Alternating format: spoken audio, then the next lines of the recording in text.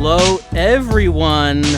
I hope you're all ready for video games. Because video games, you know, not many people have played them before. It's a very niche taste. Only a few of the privileged few in the world have ever experienced the magic of video games. And, of course, you are some of the privileged few who know what those are. But I hope the purpose of the stream, of course, is to increase awareness of games that are played electronically on your video screen. Yes, that's right, the same screen that you're watching television on, or perhaps accessing the World Wide Web on, the information superhighway. That same screen can be used for electronic entertainment in ways that most people just have never experienced before. And that's why we're here, and that's why it's time for DOS. It is time for DOS. It is time for 3D Bomber. Hello, chat.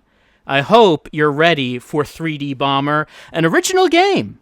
On DOS doesn't refer to any other sort of video game that might have... No? What are you talking about, Bomberman? That does not exist. This is 3D Bomber, published...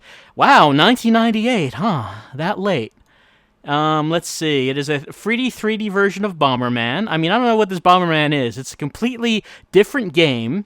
And let's see. If we go down here, let's see. I have been asking who is John Galt. I have been wondering who this John Galt is, but I don't really think that this is the place and time to discuss John Galt. All I know is that Serial Guy thinks this is an awesome game.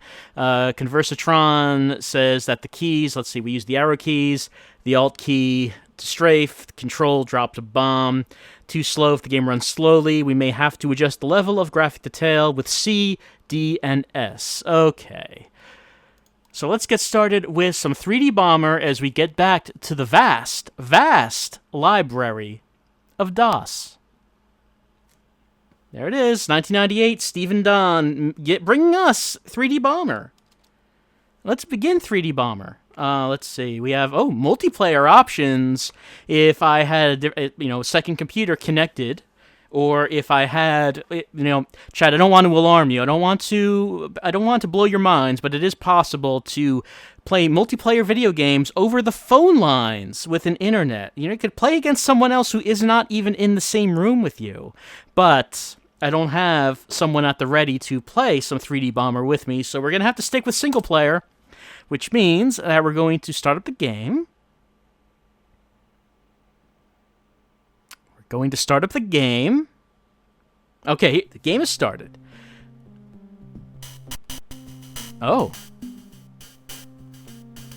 Is it supposed to run like this?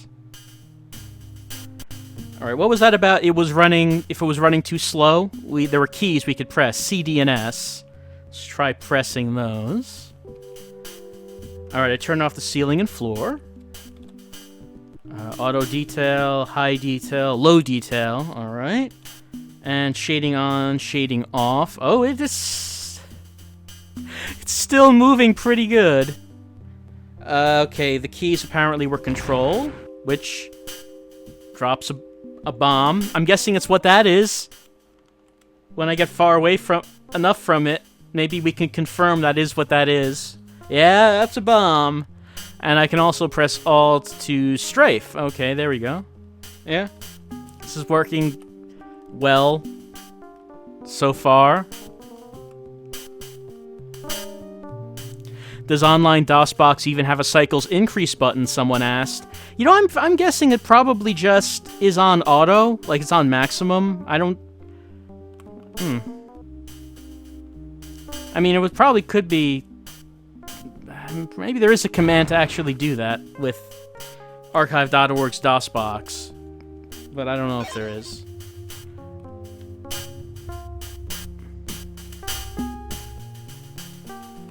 Okay. I'm pressing control. Oh, no, there we go. I was pressing control, wondering why another bomb was not dropping. Now it has dropped. Okay. Let me back off and, we'll relax a little bit. Control F12. People are saying that maybe that will speed things up. Okay, yeah. There we go.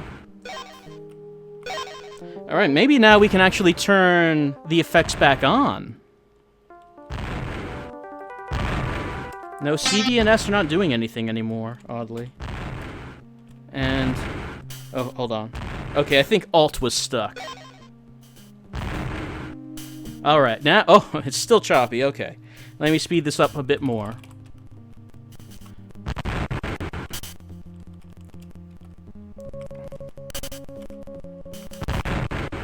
It's a bit better, I mean... I probably hurt myself there, I'm guessing, from the bomb. Oh, I can't move. That's good. This is going as well as it possibly could have. I can't move.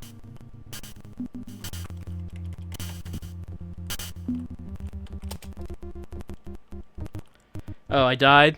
That's why I can't move? Alright, well, I can accept that. But if that's the case, why are none of the buttons... none of the keys are doing anything? Oh, there we go. There we go. Okay. Okay. Okay. Okay. I'm pressing enter. I'm ready, and I'm pressing enter. 3D Bomber. I'm pressing it. 3D Bomber, I'm pressing enter as hard as I can. 3D Bomber? I can't... I'm just holding down the enter key at this point. 3D Bomber. Okay. I gave you a chance, 3D Bomber. I mean, don't say I wasn't fair. Let's go on to 3D Lemmings Winterland. What is this one about? Let's cleanse our mind of 3D Bomber and go on to 3D Lemmings.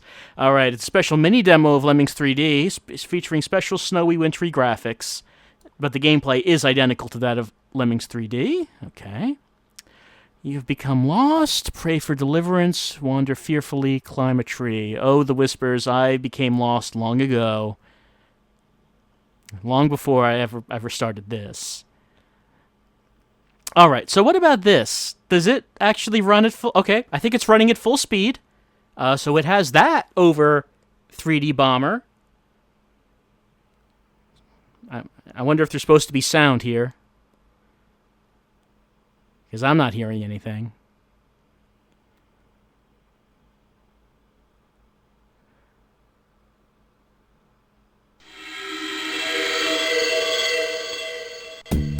Alright, it's time for Lemmings 3D, brought to us by Psygnosis. That lemming is dying of cold, and I feel bad for him. How can we help this lemming? Okay, press spacebar. Getting a black screen. Oh, there we go. Mouse? Yep, mouse control. Here we go. What are the options? What do we got here? We got textures, land, sea, sky, replays. Alright, I'll probably just leave it like how it is.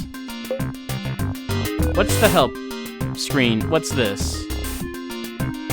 Misty Foss says, I want everyone to remember this. This game was sponsored by Psygnosis. Are you trying to say that this game is not going to live up to the quality that we expect from Psygnosis? I hope that's not what you're saying. Oh, I wasn't reading that. Hold on. Let me go back to... okay, there we go. I'm glad there's a time limit on the help screen. Alright, left mouse button is selection. Right mouse button is camera. Okay. Alright, that's probably all we need.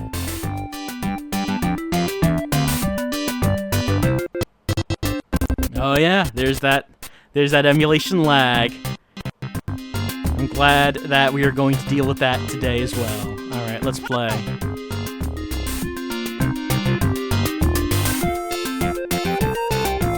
Alright. Oh, there we go, okay.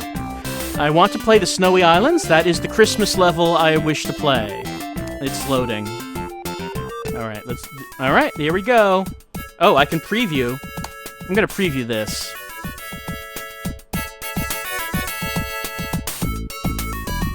Look, once we actually get to the lemmings, it's gonna be all worth it. Just watch. Oh, that is some 3D Bomber quality frame rate here.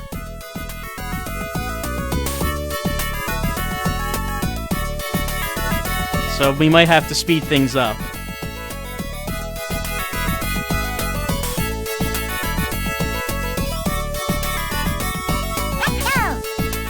Okay, here we are.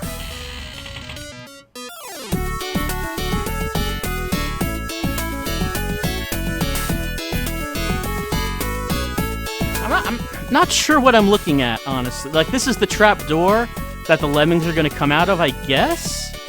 I guess we'll speed things up. Oh, yeah. There comes a lemming now. Alright, that seems like it's probably how this is supposed to run.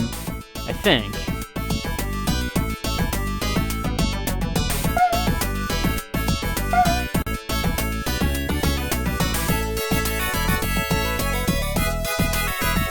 Hold on, is this how we move around? Those lemmings are dying. Oh, okay, we can move the camera like this. Alright. Oh.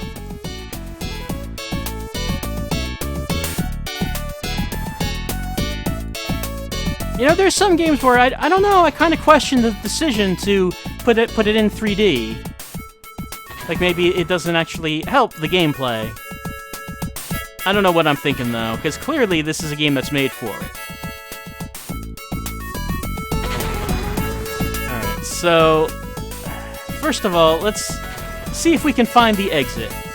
Try typing in Rasputin. Hold on, where is everything? Where is everything?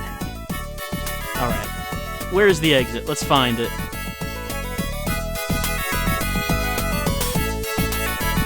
Oh, the camera, like, just doesn't go through objects. It, like, actually gets blocked by it as well. I mean, clearly that's not the exit over there. The exit is that hut on the hill.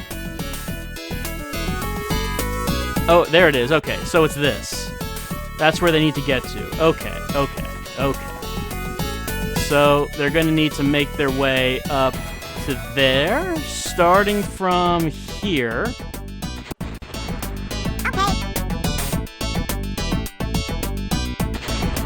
Okay, he's blocking. Okay, now they're gonna walk the other way.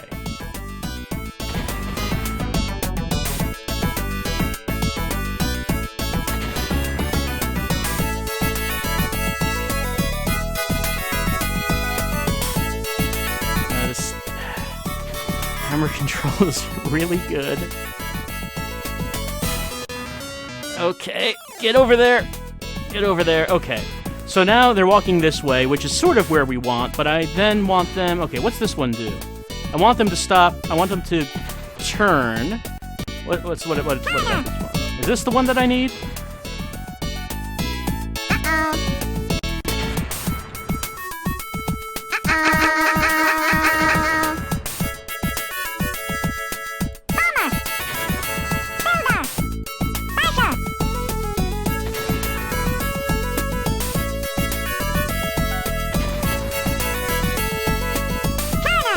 Okay, that he said Turner, so that must be the one that I need. I want them to turn. I want you to turn. Yes, I am a god with terrible controls. It's true.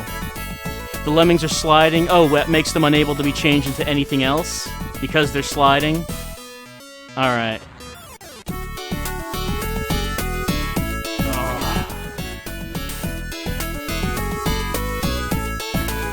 This is really good stuff.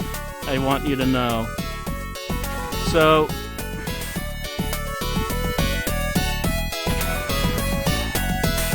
Oh, this map controls are really good. They're really good.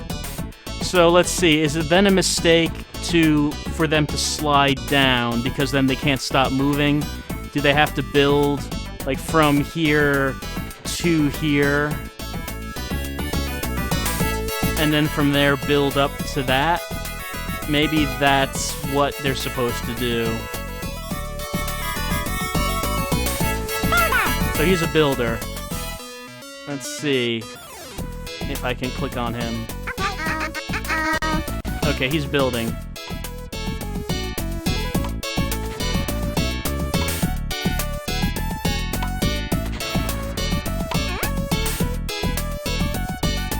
All right.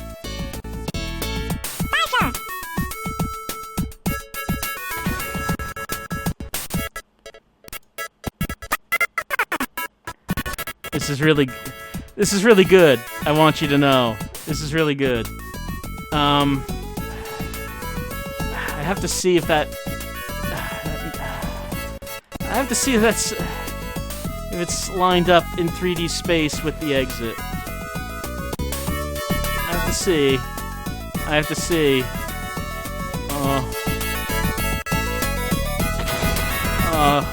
It's so difficult to do anything.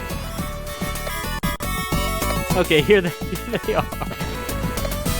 Here they are where they're falling to their death.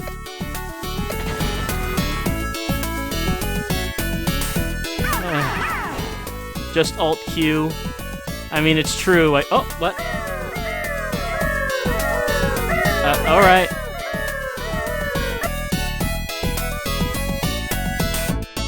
Oh, man. So, I wasn't talking much there as I was trying to comprehend what it was I needed to do.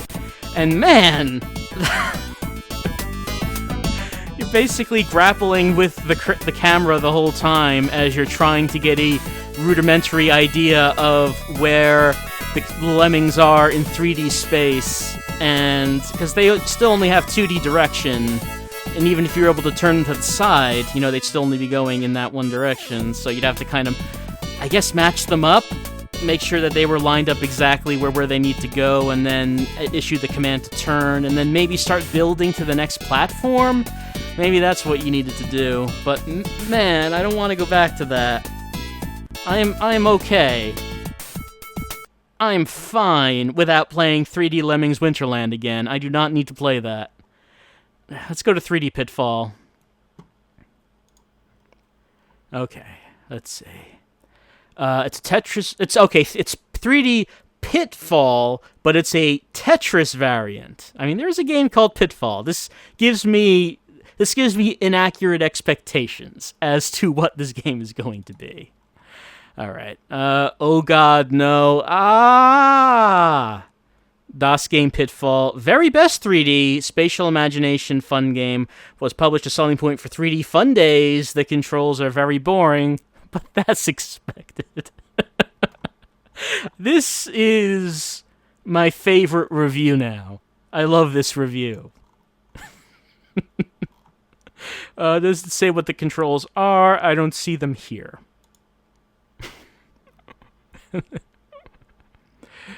Skull Z minus. I was talking about some really cool games that we could play on televisions, and I'm sure we'll get to those anytime now. Okay, so yeah, it's Weltris, right?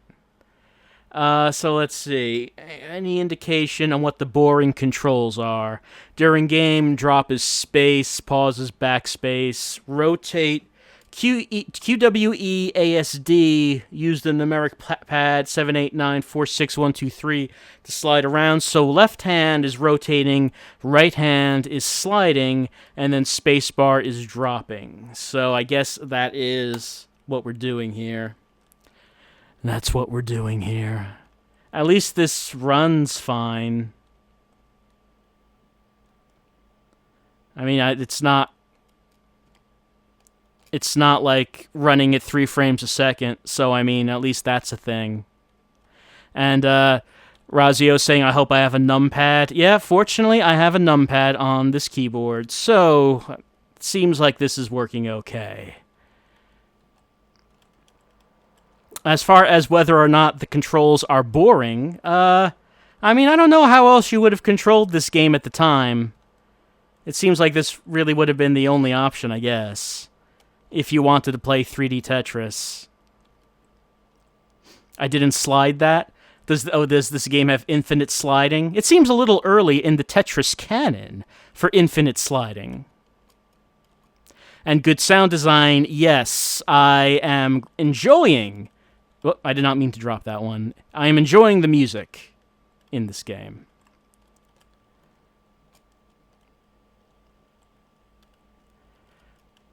Unfortunately, I'm not prepared. Otherwise, I would have gotten the Game Boy Tetris soundtrack ready for our experience here today. Tonight, because it is games night.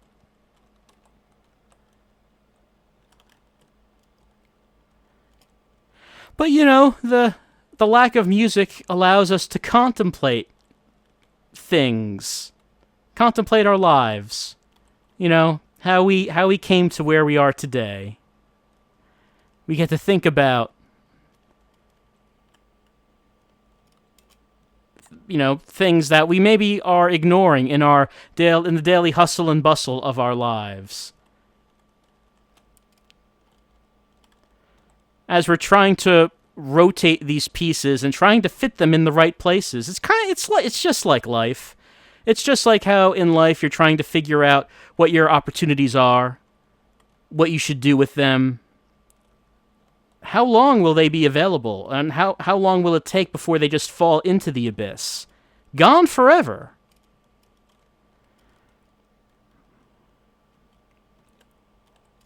And there's no one there to help you. And there's no dramatic soundtrack to your life.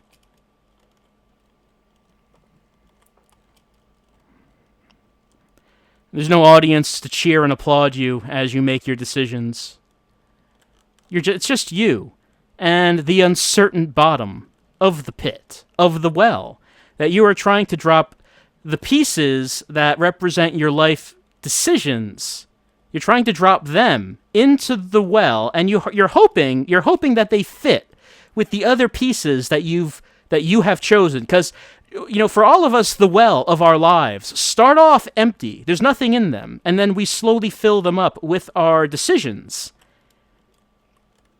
And then you realize, some decisions maybe were not the best ones. Maybe you could have made some decisions better than what you did. But it's too late, because that decision, that piece, is now down there at the bottom, taking up space. And you're going to have to try to interconnect your current decisions with that one the best you can. And if you mess up, then, that old bad decision just takes up space and interferes with what you could have done with this new decision.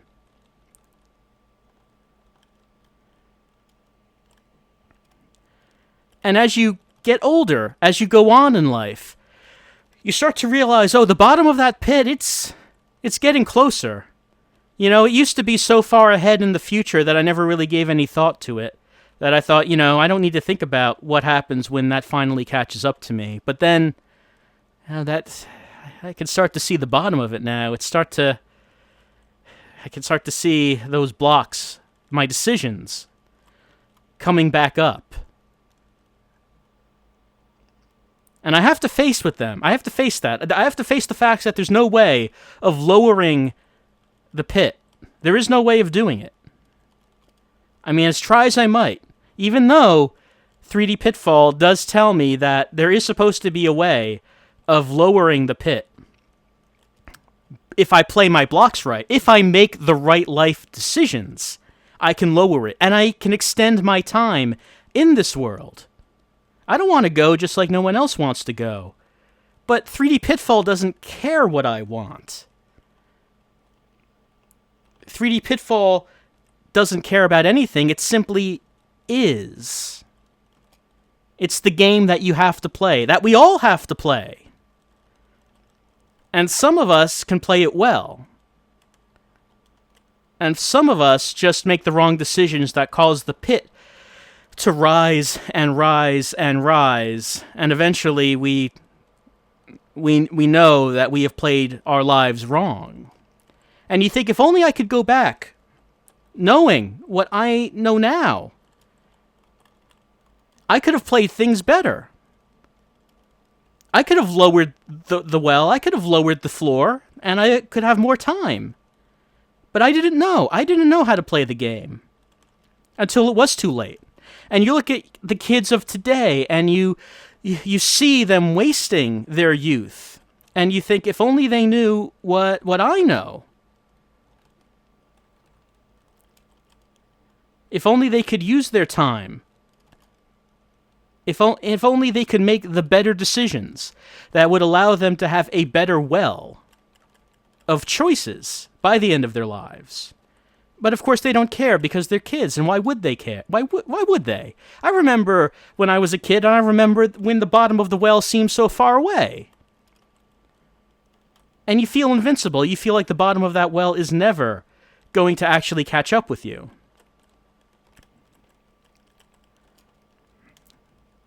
Until it does. Until it does.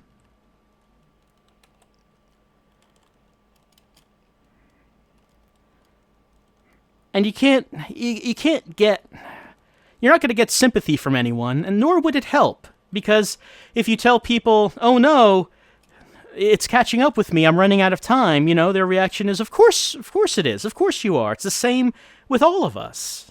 Did you think you were special? Did you think you would have an exemption from 3D Pitfall? From the bottom of the well coming up to get you? The maw of uncertainty appearing closer and closer. Why did you think you were so special? And you think about it and you really have no answer. You really have no answer. And you realize that, in the end, your life doesn't amount to anything but a single choice, a single block. And in the end, all you will be is just one of the blocks at the bottom of the well, while the youth of today look down from above you. And all they see is just a block covered by many. That's what Jay Schramko was trying to tell us back in 1994 when he released 3D Pitfall on DOS.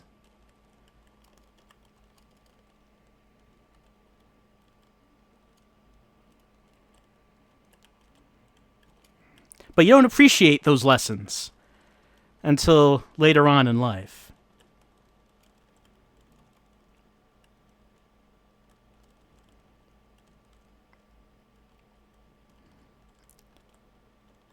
JK Joker, you kind of miss ripping Elsa's teeth out.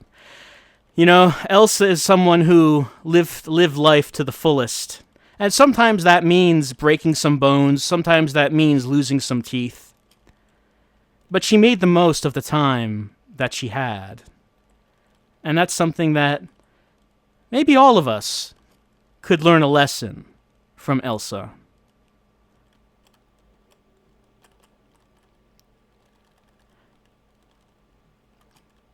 And maybe all of us could learn a lesson from 3D Pitfall.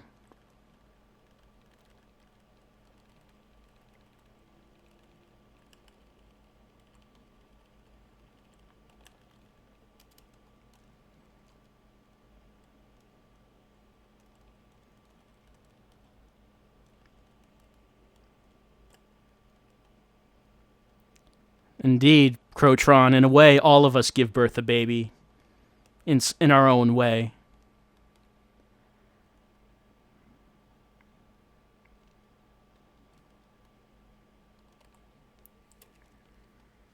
It is really slowing down, yes. DOSBox is having trouble keeping up with the calculations used in 3D Pitfall. It's sort of like when you have too many polygons on the screen and the system starts to chug. I mean, all of these shapes are made of, I believe, 5,000 polygons each to make these cubes. So it adds up.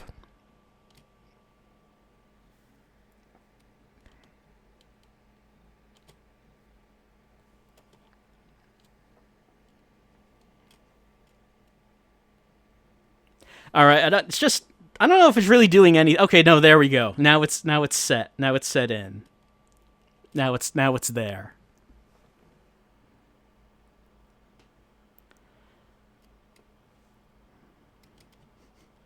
Yes, Dr. Moo, this game had remarkable shading for its time, beyond anything else that you would see in DOS games. And I can join the best. You see that? Huh? I'm the best of the best.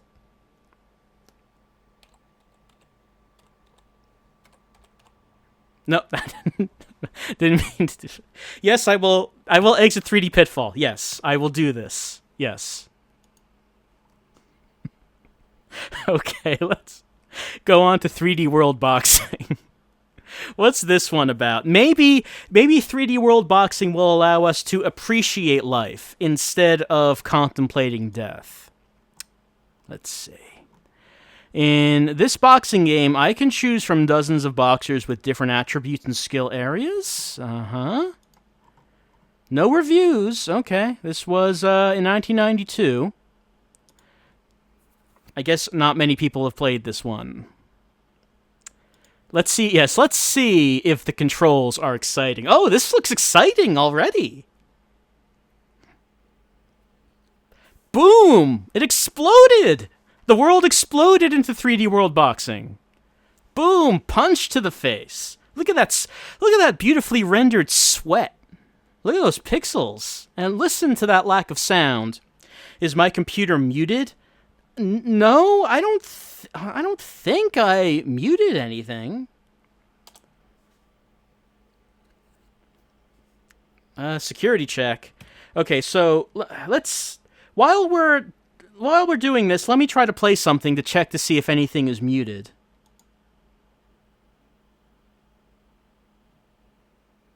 All right, no.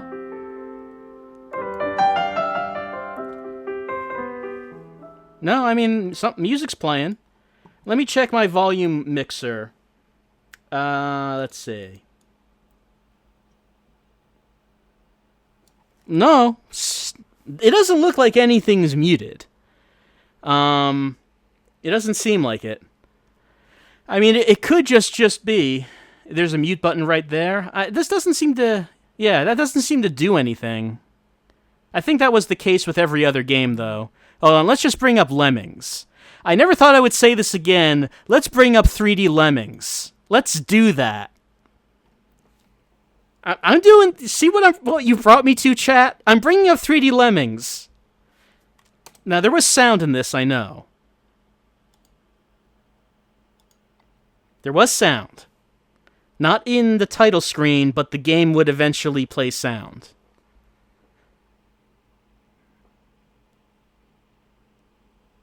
It's getting there. It'll do it. There it is. Okay, yeah, there we go. That's enough. That's enough. No, 3D Lemmings, that's enough. Okay, so.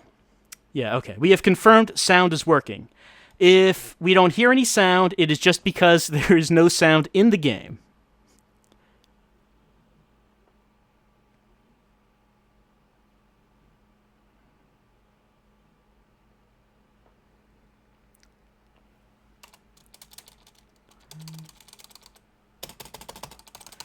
Maybe, I guess you can't skip through this, because it's not letting me get past it. Okay, there we go. Now, security check. Let me just press OK, and... Does it work? Okay, looks like it. Alright, let's pick English. 0 players. I mean, I guess I should play it myself. In rounds 3, the length is 1. 1 game. Player 1 selects. Alright. Everyone is kind of in the same position. Now, I mean, I don't think he gets to box with those sunglasses on. I don't think he gets to do that.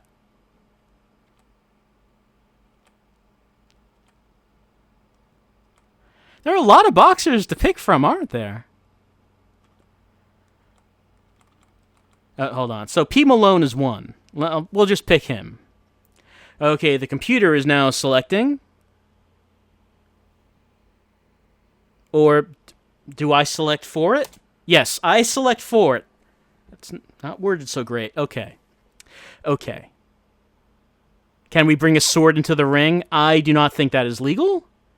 And it does seem like we should be hearing something. It does seem like it. But, I mean, what can I tell you? 3D Lemmings had sound. That worked. Okay, there we go.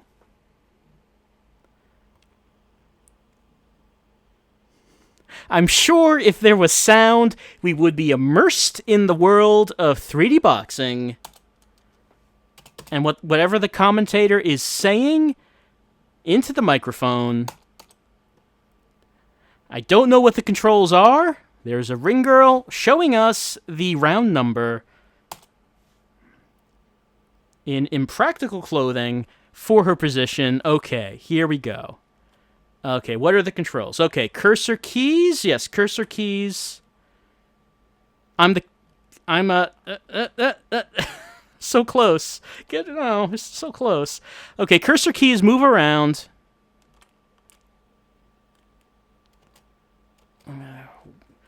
Let's see what actually punches. I'm pressing the keys to see if anything punches. I'm the guy on the right, by the way. The only thing I've been able to figure out so far is that the cursor keys will move you around. Haven't really. Controller shift. Yeah, I tried those. Those will be common keys in a DOS game, as well as enter, as well as space. I'm also pressing the number pad. Whoa! Was that sound? If that's that was the ring bell, wasn't it? That was the ring bell. Please don't do that again.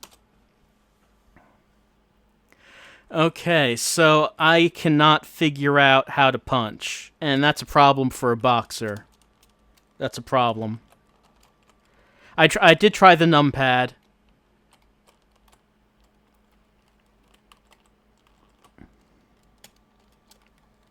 Z and C, trying those out.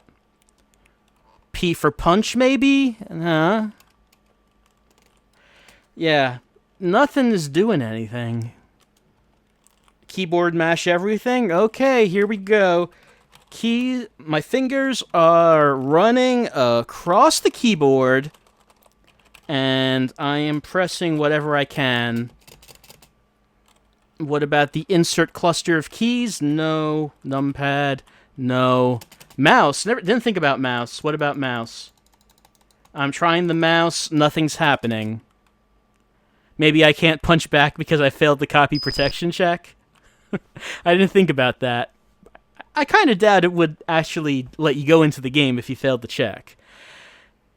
Controls are listed as cursor keys and enter. I mean, all right, I'll try enter again, but I did press it.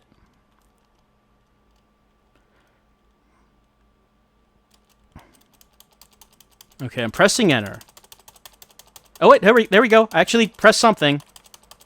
No, I punched somehow. How did I punch? Apparently enter is... Okay, uppercut. I mean, I am just mashing on enter right now. So I don't know what is determining the types of punch that I'm doing. Maybe it is in conjunction with the arrow keys. Maybe. It's really hard to tell. Oh, no, he's shaky. He's on his feet. He's going down. P. Malone standing tall as M. Villaroya down on the mat. Yes, we're actually winning. How are we actually winning? We should not be winning. That is... I don't understand how we're possibly winning, other than this is just the first opponent, and... it's just maybe a really... Oh. That ring bell is amazing. It's amazing. Who won? Ref, tell me who won. Ref? Ref, why are you staring at me? Ref, please stop staring at me. Stop judging me. Just tell me who won. Who won the match? Oh, P. Malone won the match. All right. Let me just see something here. Let me reset. Yeah, let me go back to this. I just want to check something. It gave the option for 0 players. Let me just pick 0 players, and let me see how a boxing match in this game is actually supposed to look. Because I assume that if I pick 0 players, that the computer will just pick both of them, and we should be able to see, a real match here. So I'm kind of hoping that that's how this turns out.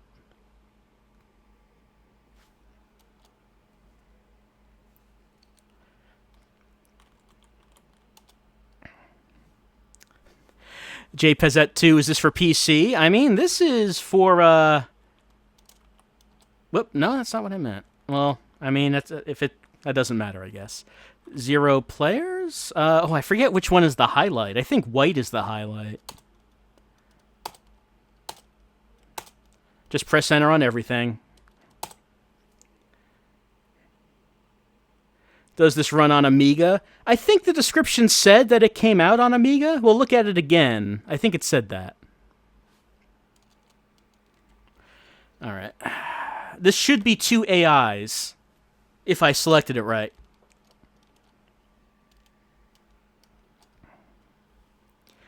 Maybe I should just have some background music going while, for games in which there is no music. Hold on. Let me just have something playing. Just so there's something going besides just silence. I like this. This is appropriate for a boxing match.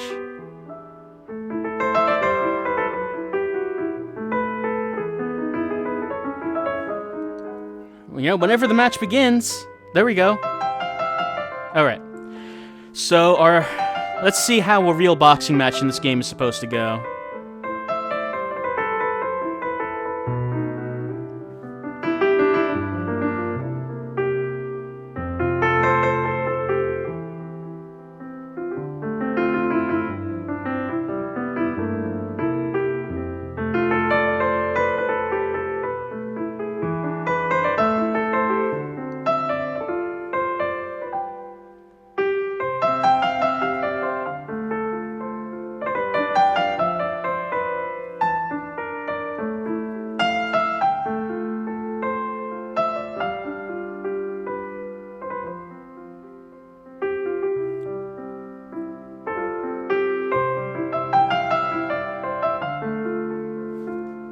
You want me to speed it up? All right.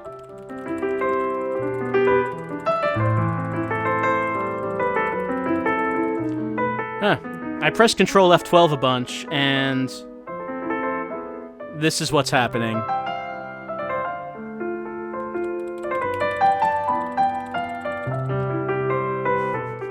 It got slower.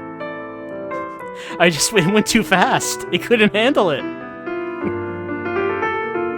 No, it hasn't crashed. It's still going. Let me try F11. Alright, it's... Okay. It couldn't handle the speed.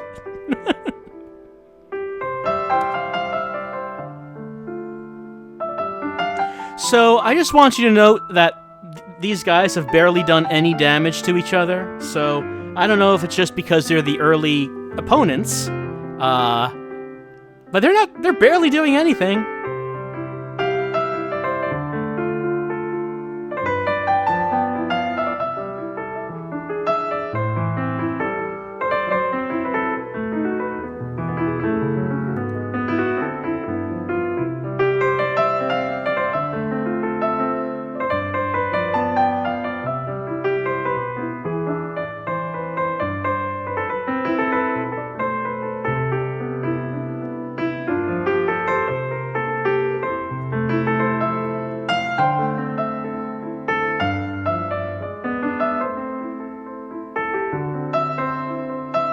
I feel like, with this music, that this match should end with one of them falling over dead, but I kinda doubt that's gonna happen.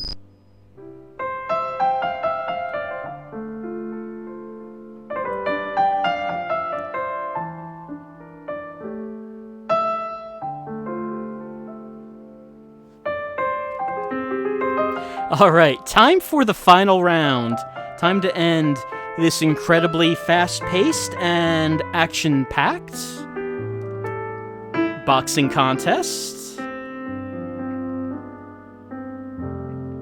What's this song? It's one of the YouTube tracks. It's called Keith by Huma Huma. Or maybe it's the other way around, Huma Huma by Keith. I'm not actually sure which way it goes. Huma Huma and Keith are what's coming up. So one of those is the song name, and the other is the artist. I'm not sure which one is which. They're still not doing a whole lot of damage to each other. Oh yeah, here we go.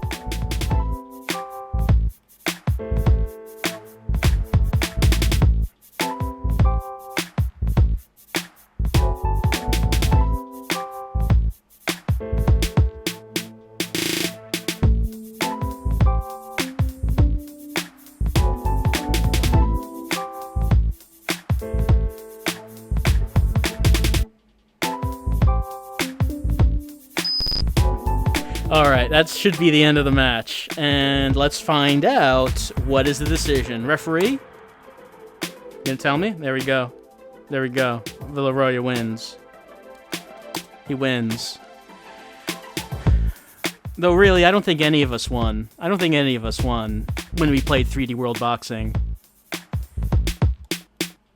Alright, what about 3D Cube? Oh wait, I didn't read the description. We should probably do that. Alright, let's see. It's a 3D Rubik's Cube game being controlled by either the mouse or the keyboard. The goal of the game is the same as the real thing, you know? Rotate the cube around. Let's see. We press number keys 1 through 6. Let's see. In a single standing house upon a shadowed hill bides a single candle flickering. Empty is that house. Save only for the past. Search the house. So, all right, that's a pretty good review. We should probably, I should probably register this game. All right, let's see. Each side should only have one color. Let's see. We use keyboard 1, 2, 3, 4, 5, 6. We rotate the cube by clicking on and pressing X, Y, Z. Okay. So let's see. Okay, oh man, look at this technology. Oh man. This is incredible graphics. Let's mix it up.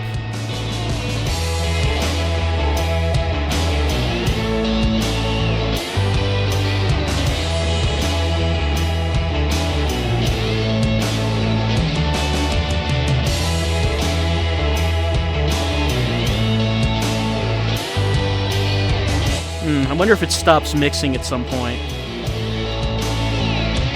That's still going. Alright, I think it's done. Alright, so now that it's mixed up, we have to figure out how to solve it. And apparently we use the number keys. Yeah.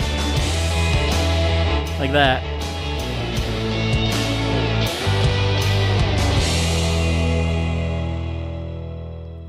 So that thing up above there, is that like what the solution... Oh no, what that thing up there is it's showing us all 6 sides of the cube, so we don't actually have to rotate it. So even though we can rotate it, like this, we don't actually need to because it's showing us all of these, so we can see how to actually... We can see what the actual sides are without actually rotating the thing around.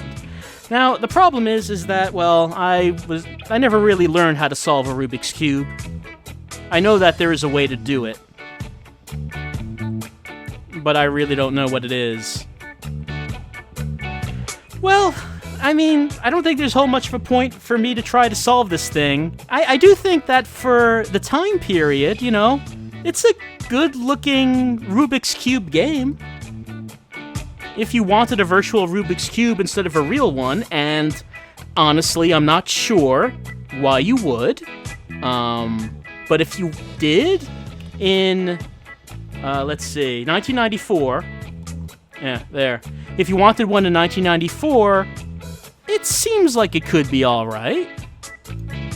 But it's not really what we want to do here. Okay, Four Queens Computer Casino. Let's see, this was 1992. No review. Oh, no reviews yet, and no description at all. Huh. I'm sure everyone is excited to go back to the casino. Alright, Four Queens Computer Casino.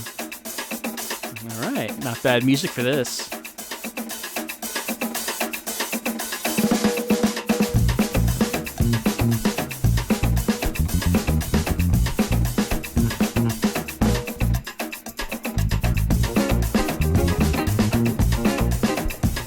Alright, I guess I'll continue.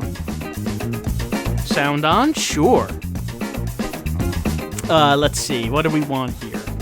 Let's try some video blackjack. Let's play. Oh, do I have to put coins in? Put coins in? Okay, I put one coin in. Alright, let's see what we want to do. I have 20. I mean, I should probably stand. I win. Alright, let's try maximum coins. Oh yeah, put it all in. That's what Bully does, you know? He just takes whatever money he has on him and just shoves it all into the machine. Alright, 12, hit me. 19, alright, we'll stand. Oh, no, we lost. Sorry about that, Bully.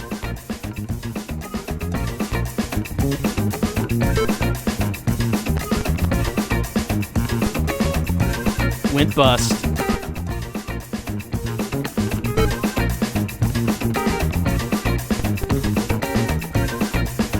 Well, I mean, yeah, Bully would not be good at gambling. I think we can assume that about him. Are we playing a virtual computer blackjack game on a DOS emulator on a real computer? Yeah, that is basically what this is. We have a whole bunch of emulation going on when we're doing this. Let's see. Red Dog? I don't think I know what that is, but it's at the BJ table. Oh my. How do we play Red Dog? I don't actually know.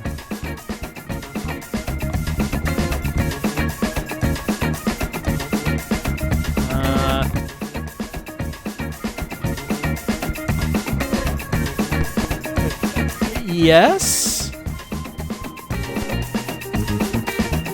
I don't know. Okay, I guess I don't know how to play a lot of the stuff that's on this.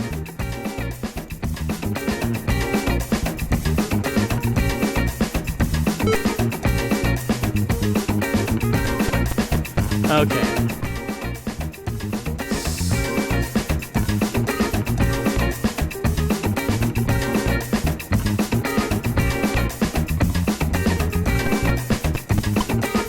I won! There we go. Sure. We could play fruits on the slot machine. I mean, slot machines are easy, right? Was Mahjong on that? I'll check.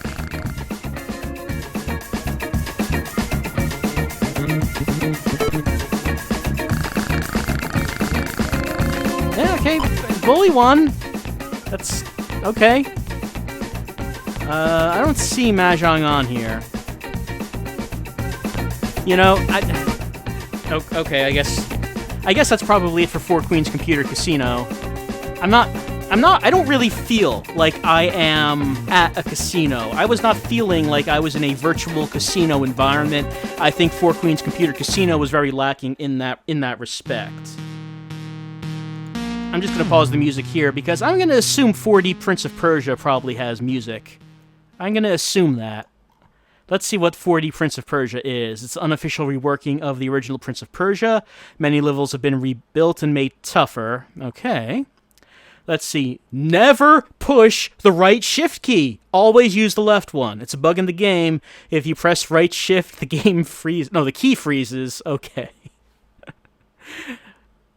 What button for sword? What button for sword? Can someone please tell Raziel Respectus what is the button for sword? He's been wondering since January 28th. OMG, I can't believe after all these years I get to play the game whenever I want. Smiley face. Big thank you to whoever was involved in this. I gave 4 to 5 stars because of the buggy sound. 4D? Where is the 4D? Wrong name. Trying to confuse people. However, CCP21 says that the game is perfect. It's a perfect game. But Farhat G says how to download it. How to download it? How to download it? Well, let's see if we can how to download it right here. 4D Prince of Persia. Let's see. Oh, yeah. Listen to that tune. Have I ever played Prince of Persia? A long time ago. I mean, I don't remember a whole lot. So this probably is not going to go very well. Alright. So left shift to creep. Can creep around.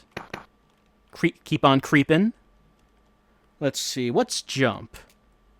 We have 60 minutes left. We know that. We know that for sure. Okay, jump is up. Yeah, I don't know what about this is supposed to be four-dimensional. What about right shift? Look, we were specifically told not to press right shift. We're not going to press right shift.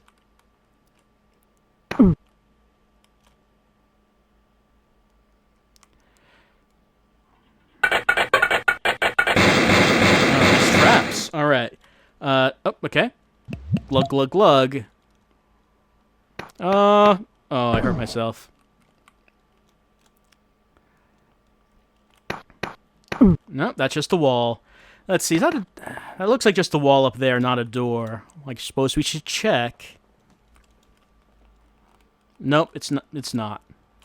All right. So it seems like everything is dead ends.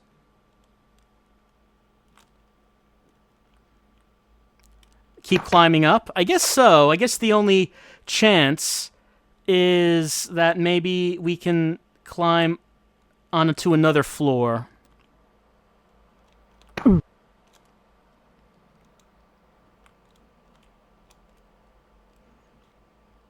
There we go. And what do we do from here?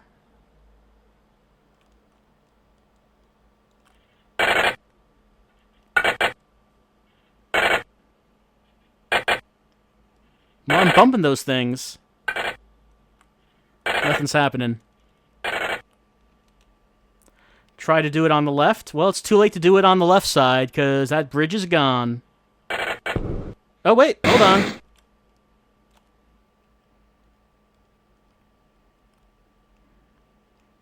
Alright, I guess that was the solution.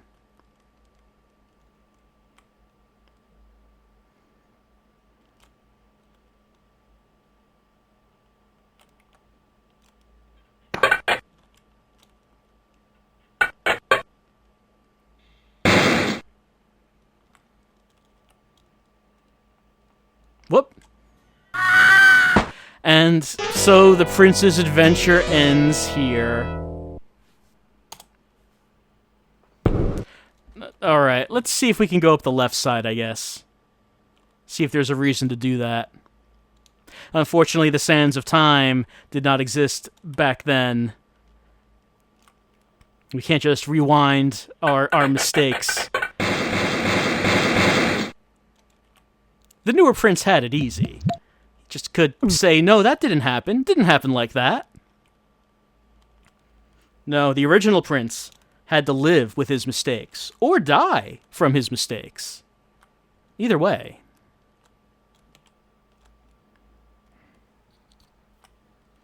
Alright, now I guess I can't do anything here but try to jump to the other side. That didn't work so well. Alright, I'll try one more time. Just once more.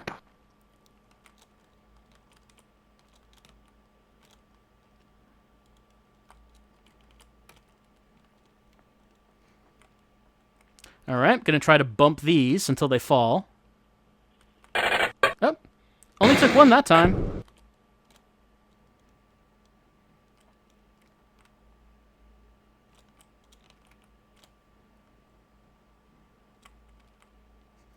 The Cacho beat Prince of Persia. That's original Prince of Persia, like people mentioning. Tough game in itself. But of course, Chief Arino would have the determination to beat the whole thing, of course. Alright, let's see if I can run across to the other side. Nope!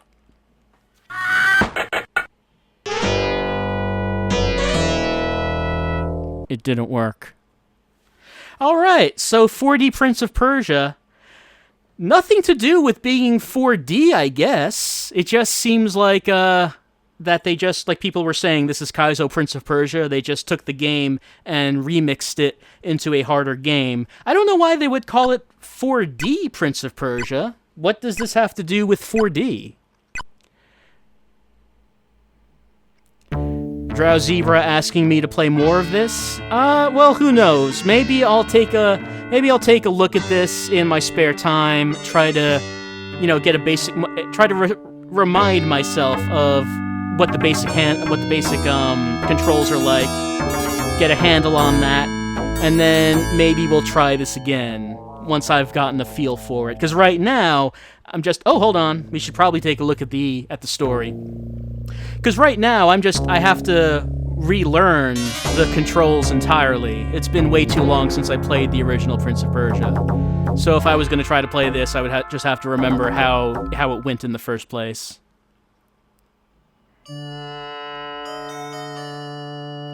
Maybe we should play the real Prince of Persia first? I mean, yeah.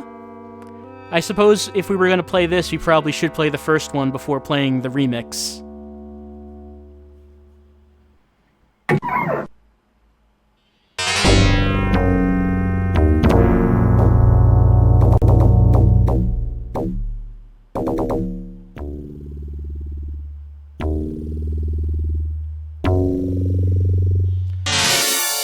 The Vizier manifesting a magic hourglass to show that he means business.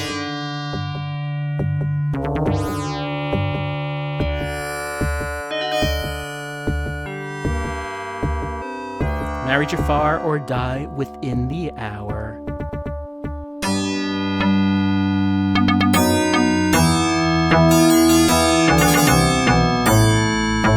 Bully saying some of the King's Quest games were on DOS, right? Oh yeah, all of them were.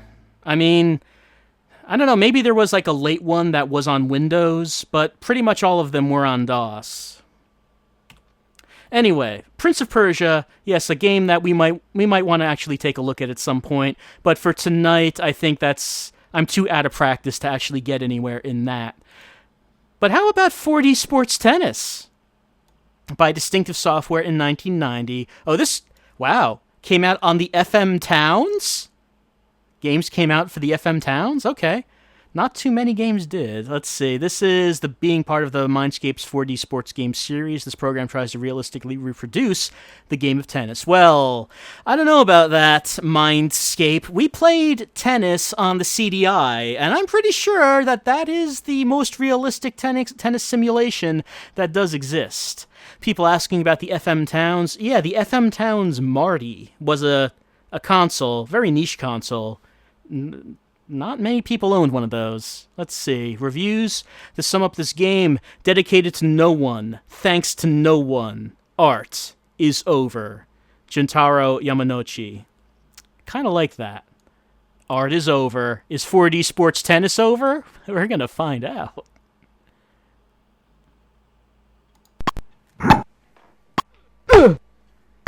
Now those sound effects are realistic anyway. All right, that's Don Matrick? Don Matrick worked on this?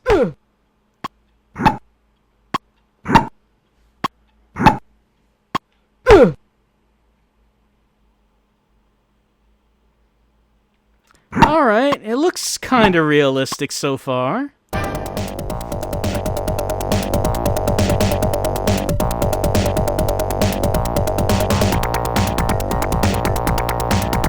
I'm liking the dramatic tennis music. Just kind of ends a little abruptly. Alright. So this has a pretty good presentation so far. What are the options like? Alright. Alright, that's nice. Let's see what config is like. VGA and Sound Blaster? Thumbs up. Alright, let's, I guess we should probably get some practice in. We're at the tennis clinic, gonna get some advice from the pros. Let's select Don Champion, I guess. So we're going to do some drills. Let's do the basic forehand ground stroke. Let's see, it's the practice my forehand ground strokes. We must hit the ball into the yellow target on the other side of the net. Should I check to see if this supports Super VGA? I could check to see if it does. Wow. Oh man, look at these graphics. This is so realistic. All right, let me see. Oh, there we go. Gotta time it right. Doesn't seem like I move around. I'm not hitting it hard enough, though. There we go. Oh. I have to hold on to the spacebar to power it up before I release. Oh! Not too much, otherwise it'll go out. Oh! Now it keeps going out. This is more 4D than Prince of Persia. This is hard to get the timing right.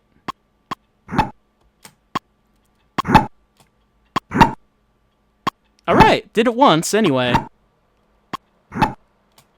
So basically what I'm doing is I press the spacebar to hit it back. But if I just hit the spacebar, it won't be powerful enough to go over the net.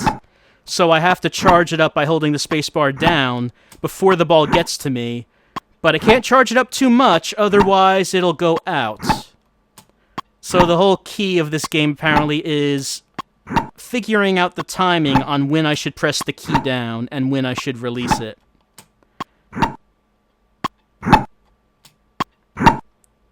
I'm a sports master? I mean, hey, this is esports. Don't forget what the stream is about. The stream is all about electronic sports. So it follows that I should be good at this game.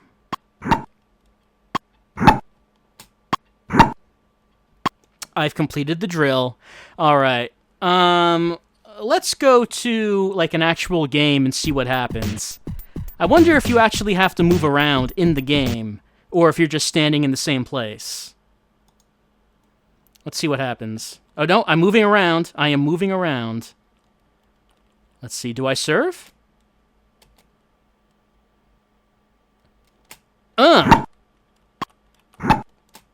What? Bring it! Love, 15. This is actually kind of interesting. Fault! Aw. Fault.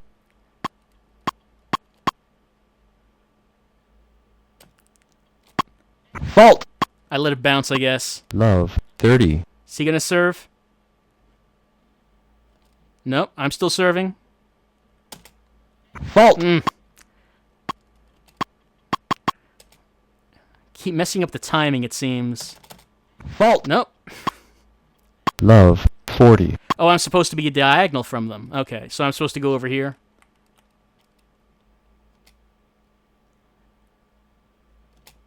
Fault! Alright.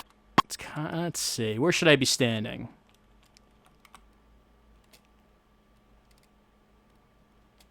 A little too far.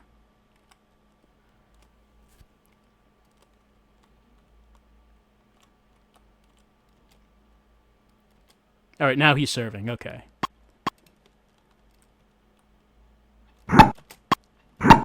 $15. Love.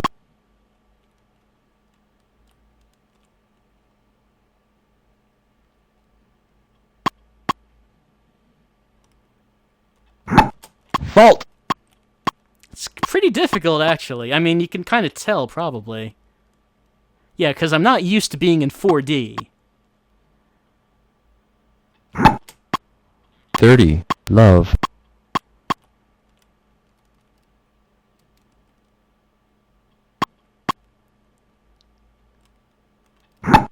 Fault.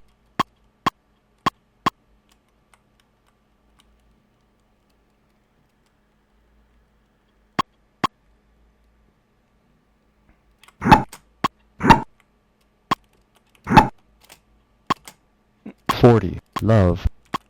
Actually started to get a volley going. Did not last long. Well, this seems much more capably made than a lot of games we actually have looked at. 40. What if I 15. just stand up here? What do you think about that? You man with a stick for a head. Look at your head! It's a stick head! What's going on with that head?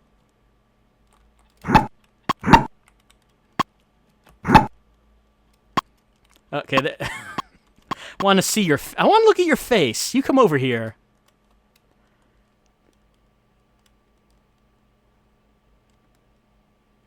Am I serving? Okay.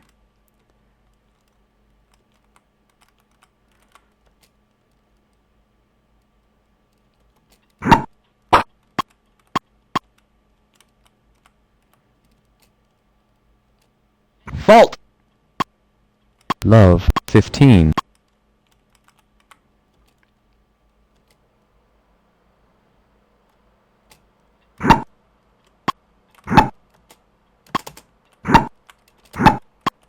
Love. 30. So, I'm not good at this. Even though I am, of course, the master of all esports, I am not prepared for 4D tennis. I'm not prepared for existing in the fourth dimension. But, I mean, like I said, it actually seems to be surprisingly well made. And this is, like, not the kind of game you would have expected to see on DOS at the Love. time. 40.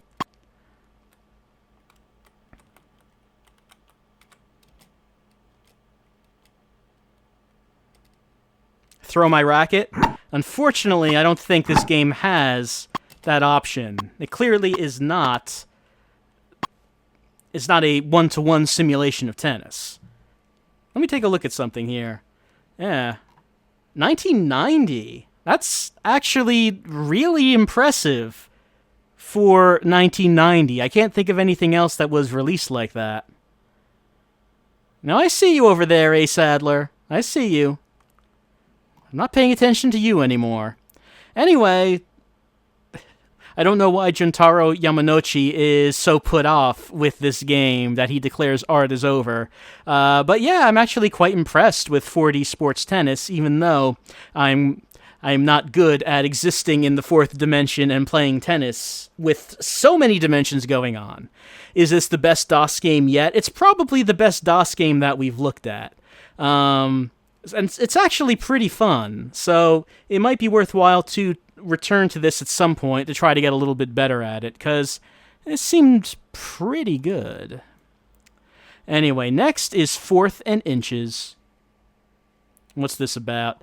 It's from Accolade from 1988 for the Amiga, Apple IIs, Commodore 64, and Macintosh.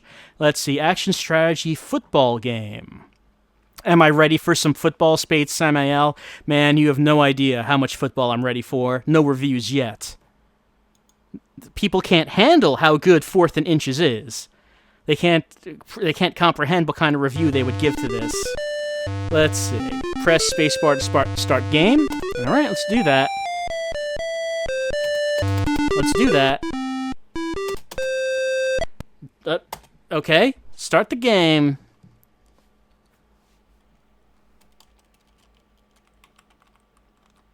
All right, I guess I have to pick my play, which is restricted to kickoff. Now, spacebar brings me back to that. Press button to kick. There we go. Okay. Oh, man, he's glowing with the power of the football. Now he's dead. He had a good life. Nothing to regret.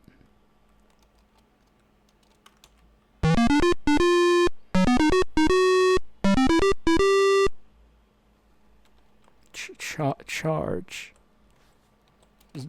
Just do that. Just do that. I'm not entirely sure what the action button is. Okay, maybe it's G. That seems to be doing something when I press it. Yeah, it's G. I don't know why it's G, but it is.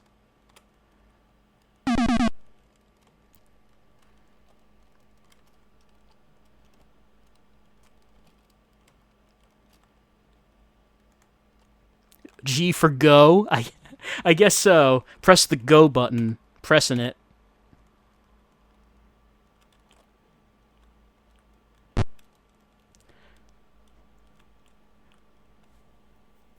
The glowing blue man is achieving many inches on the field. The red men cannot catch up with the glowing blue man. He's made touchdown. I thought I saw him do a little dance, so this doesn't count, and he is suspended. There's no celebration.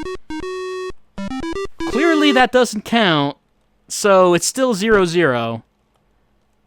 Kick is good. The kick is good.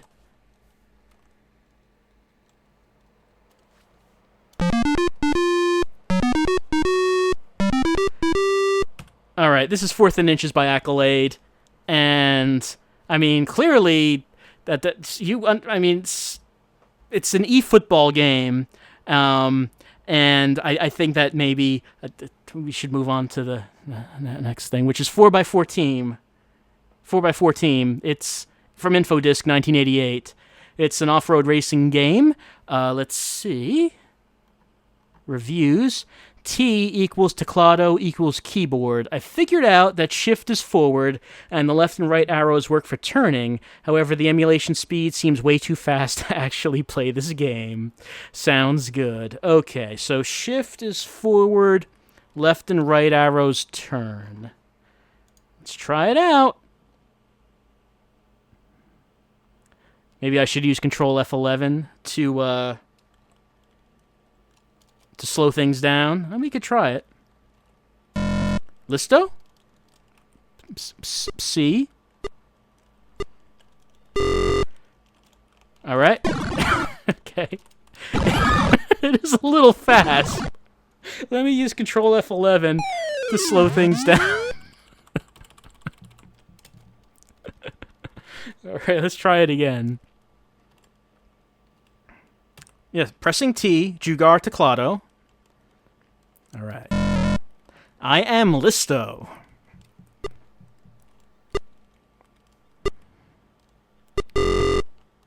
All right, it's going slower. Maybe a bit too slow.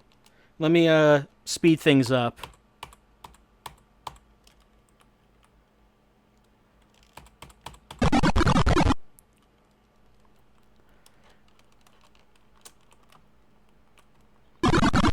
So it's pretty sensitive.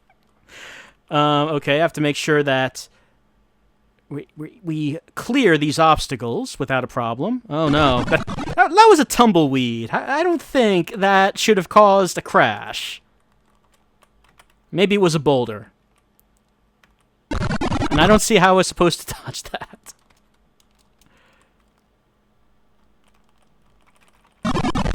So the difficulty just kind of, it doesn't ramp up. It's like a sheer wall. Is I think how we could describe this game.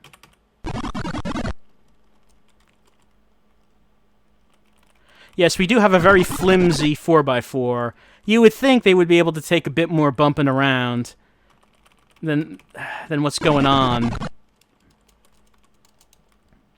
People talking about CGA? Yeah, 4 colors. I believe it's EGA that's 16.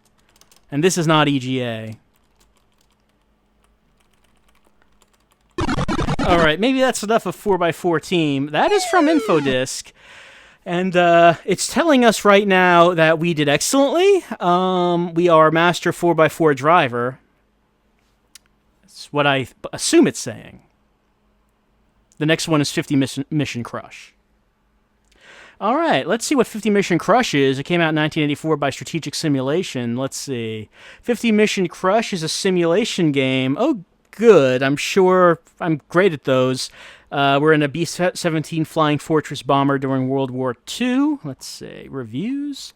Better than the best of them. Better than Top Gun. More like Top Fun. 10 out of 10. All right, George, Gary, Gay. You have convinced me with your review. It's time for Top Fun. Let's see. I have to choose Y for is this your first mission? Or it will try to load a save game or fail, so we press Y. Press R to get a status report of the plane. On the map screen, I'm controlling the plane with the number keys. 3 is right, 4 is diagonally go down right. I have to press 3 a few times to see my plane's location. Cut it as marked with the black dotted line. Starts over a black landmass. When you encounter another plane, I have no idea what to do. I'm pretty sure my ammo counter went up instead of down a few times. Okay, so this seems like a pretty great game. But yes. Yes, it is.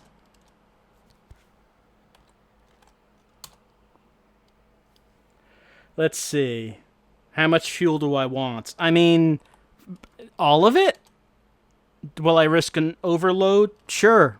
Let's live dangerously. Bombardier? Bombi? Navigator? Navstar? Co-pilot? The Coke pilot? When I was a little kid, for some reason, that's how I heard the word co-pilot. And I kind of thought that probably meant he was responsible for making sure the plane was stocked with soda. It made sense when I was 5.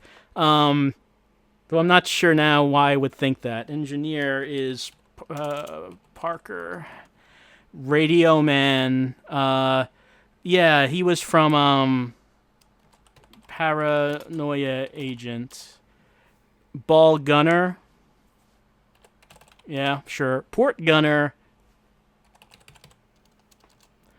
The gunner. The tail gunner. All right, there we go.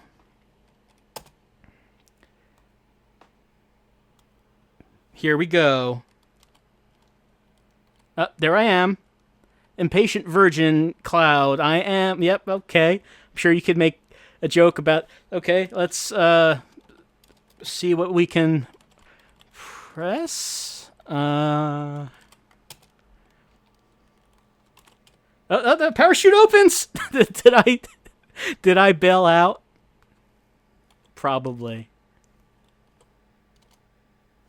Oh, we have to do that all over again. Okay, let's just go through this real quick.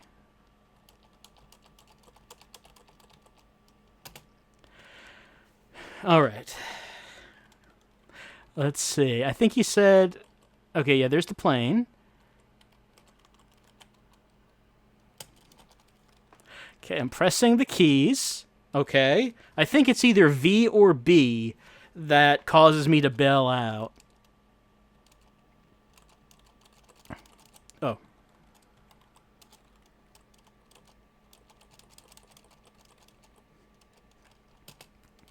Okay, so I'll try not to hit those keys.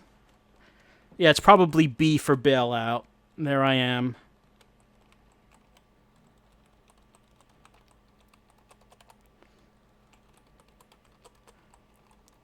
I'm pressing all the keys. Oh, wait, spacebar did something. There I am.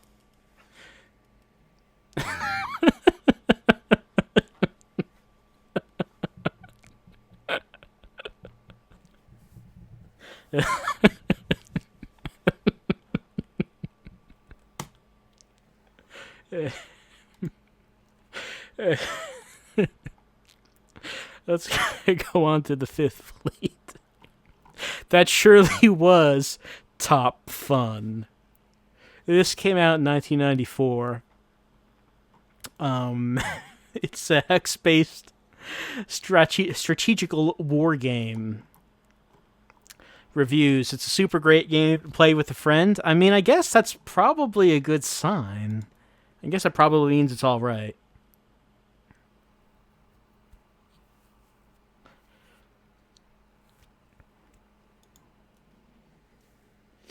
Oh, what does that say? Sound Blaster compatible card? Certainly. Oh man, that looked vicious.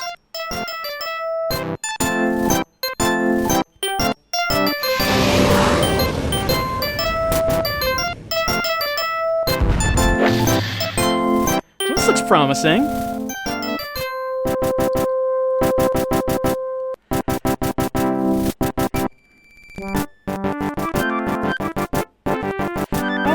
so I guess we should probably see if we can start. Okay, there we go.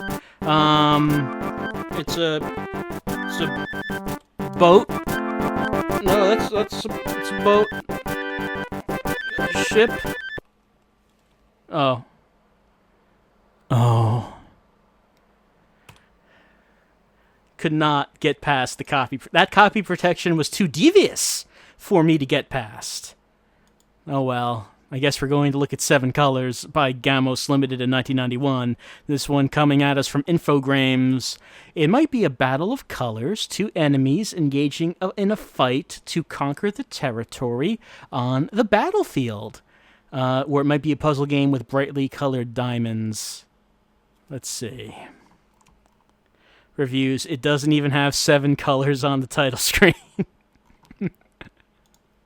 Let's see how many colors are actually on the title screen. Main menu. Yeah, let's press F1 for game. Let's see. I do indeed have 640 by 480 at 16 colors. There we go. Infogrames. Let's see. What country am I from? I am a man without a country.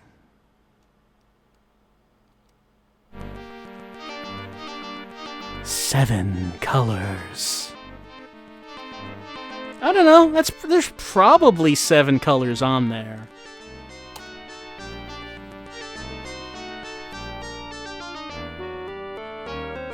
Okay, there's left player and there's right player.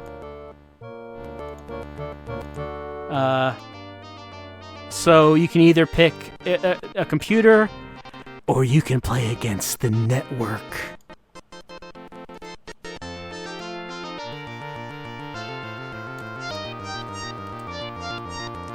Okay. I guess this is probably what we're doing.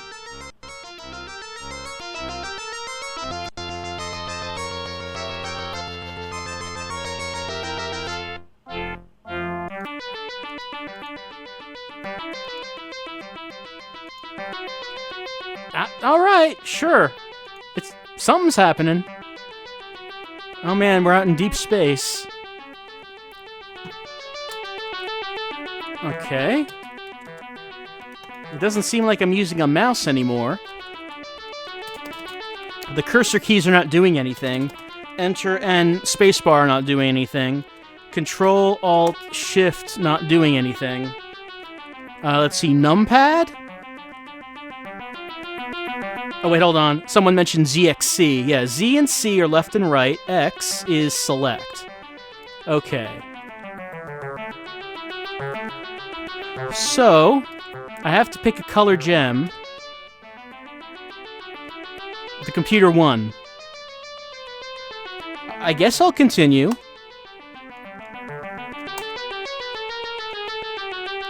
Alright.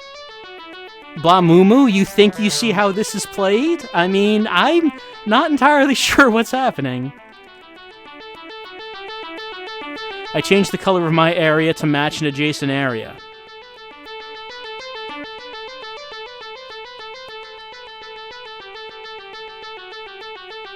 So I'm guessing I'm starting off in the bottom left. And okay, when I choose a color, I merge with the adjacent color. That's how this goes. Like, I would want to pick yellow here. So now I have all that yellow. And, do I want to pick blue? Oh no, I can't pick blue because that is what the enemy is. So I cannot pick him. I cannot absorb him into my being. Brother, let us become one. Let us put aside this pointless conflict and absorb each other into our one being. Oh, hey, I won. Just barely. It should let you have the satisfaction of being able to consume the opponent. That's just how I feel, though. Alright, I'm red, so let's see. Maybe I want to pick cyan. And then after that, maybe yellow? And then after that, maybe red. The computer wins this time. Alright, clearly what I want here is purple. Oh, I can't pick it. Is the enemy purple? I guess so. So in that case, I'll pick white. Now I'll pick purple.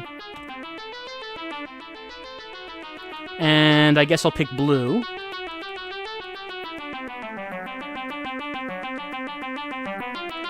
And let's see, maybe green. No, computer still won. Alright, so that's 7 colors. I mean, we can see how this game works. I don't know, I mean, you could, like, have a... I'm assuming it's meant to be multiplayer. You're supposed to get, like, another player on here. And, like, that's probably where it might be fun. But if you're just playing it with one player versus a CPU, it's not all that fun. So yeah, I think that's probably enough for 7 colors.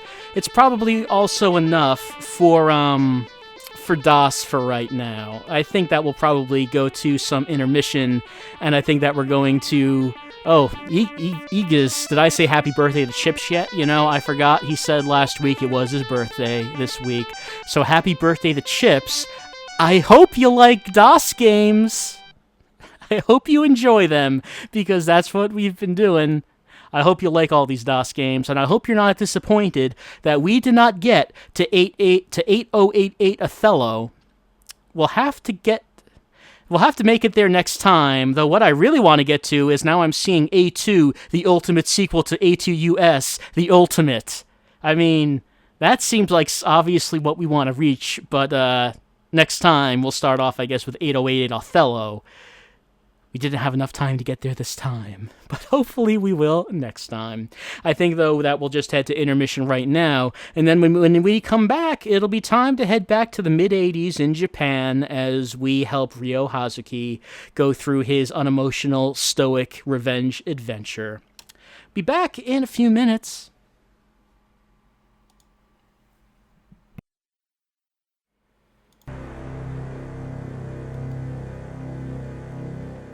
Hello everyone, welcome back to the stream, and welcome back to Shenmue. You can see it right there. It's on the screen, I'm not lying. We're playing some Shenmue. We've gone from DOS back to some console-based interactive entertainment on your television screen. People talking about when does the stream begin? It's correct. It always begins 8 o'clock p.m. Eastern Time, though when that relates to your own time zone is going to depend on whether or not it's daylight savings time, and I can't help you there. You're just going to have to look it up for yourself. But what I can help you with is playing Shenmue and guiding Ryo on his path to revenge.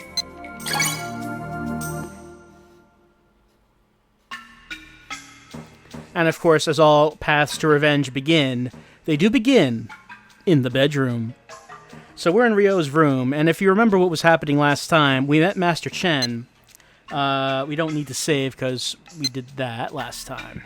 And it's the morning. It automatically took us to the morning because we warped back to the house. Master Chen said that in the Ryo household... Oh, there's Ine-san. We probably should speak to her. It's been a little while since we have spoken to poor Ine-san. The Phoenix Mirror is somewhere in our house. We don't know where. But it seems like something we might want to ask Ine-san about. Ine-san, you wouldn't happen to know where my father put some sort of, like, really magically powerful amulet somewhere? Ine-san? Yes, what is it? Well, about that day, have you remembered anything? No, and I do not want to think about it. I get chills thinking about it even now. Oh. By the way, Fukuhara-san was looking for you. Huh? Fuku-san is? I don't know if we really need to keep asking Ine-san about that day. I mean, we know what happened that day. She was beat up by thugs, who then murdered Hazuki-sensei. I don't know if we really need to ask her anything about that day. And people are saying the stream is laggy. I'm not getting any issues here. OBS, at least, is not saying anything about a frame rate problem. So maybe it is a hitbox thing. and some people are... Oh, Ine-san is always there for me. sweet, sweet capsule toys. Anyway, we know that Fukuhara-san is looking for us. Yeah, and some people are saying they're receiving the stream fine, so that would mean it's a hitbox issue.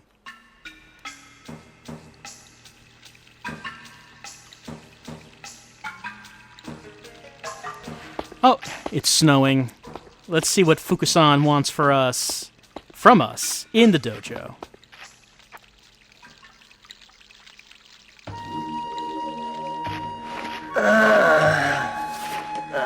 Fukusan. Huh?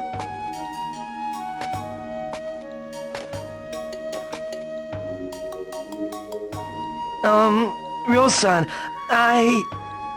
What is it, Fukusan? I'm sorry. I told Ine-san. What did you tell her? I told her what you're doing. I told her everything I know. You what? I just couldn't help myself. And Ine-san needed to know. Fukusan.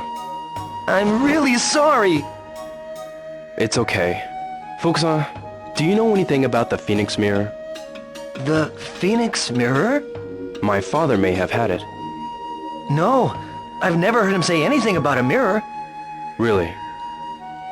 Ine-san might know something about it, though. Okay. Let's go ask her. Fukusan telling Ine-san all about our quest for revenge. Ah, Ine-san. Fukusan talks very loud, doesn't he? Huh? I just heard the two of you talking. We were talking? Yes, I'm sorry. It was rude of me to eavesdrop. Oh, it's okay. No, it wasn't. But then, who could tell the son of Iwao Hazuki to stay out of trouble? I hate to say it, but I feel like I'm letting your father down. I'm sorry for making you worry so much. Ryo-san, I don't know if this will help or not. But there was one thing I recall. It wasn't that long ago when Hazuki-sensei went to an antique shop to have something stored for him. My father did what? I don't know what it was, but he said it was very important.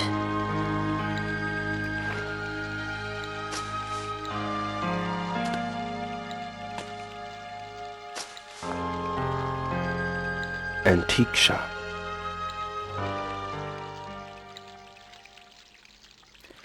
Well, we've been to the antique shop before, but more importantly, Ine-san is feeling very bad because she knows that we're up to this dangerous stuff and she can't stop us from doing it, even though she swore to Hazuki-sensei that she would try to keep us out of trouble.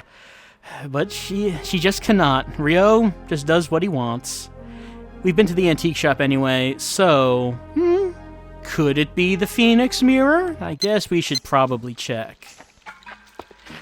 It's a difficult situation. I mean, Ryo wants to go after this dangerous criminal cartel and apparently murder Londi. I mean, I have to assume that's what he's doing because what else is it that he intends to do once he catches up with them? And he's trying to keep it a secret from his family, from Ine-san. And it's a really difficult thing to talk about, you know? It's a difficult thing to talk about with your family when you're on a quest for revenge. You can't really, you know, you need to open up to someone, but it's hard to just come out and talk about it. Oh my god.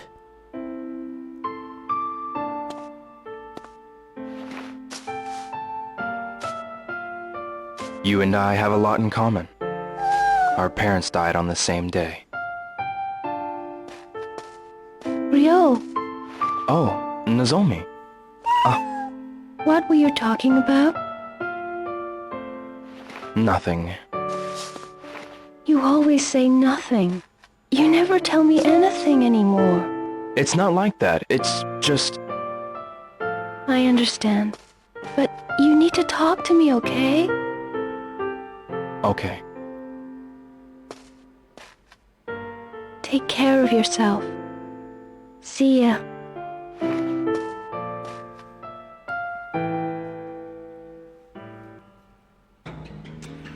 It's true. Ryo just never talks anymore.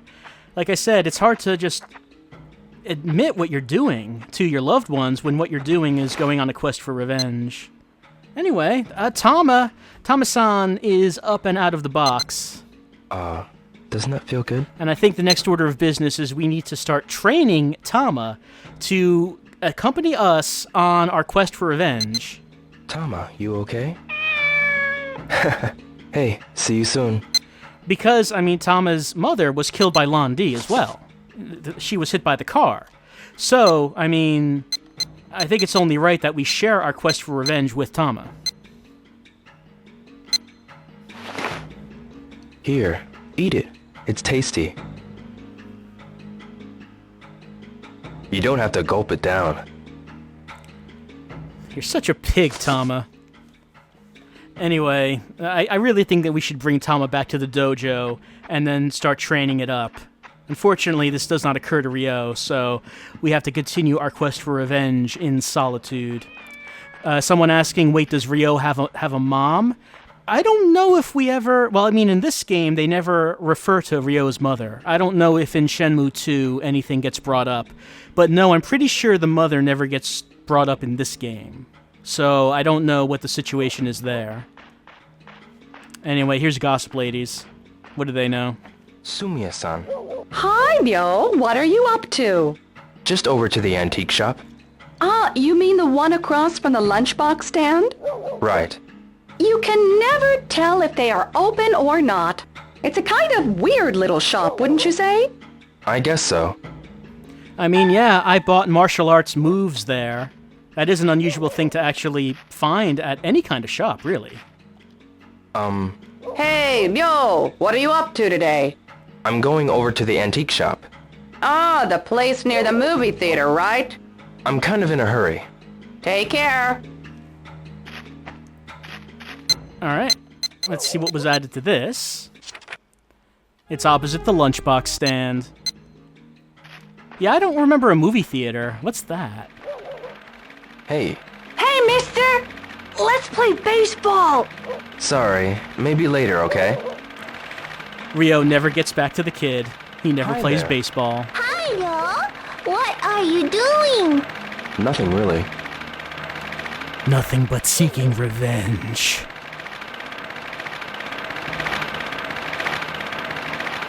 This guy doesn't even want to talk. Alright. We could spend our money here, but some people mentioned that there's a new capsule machine at the harbor, so maybe we should save our money for that. Hey. Yo.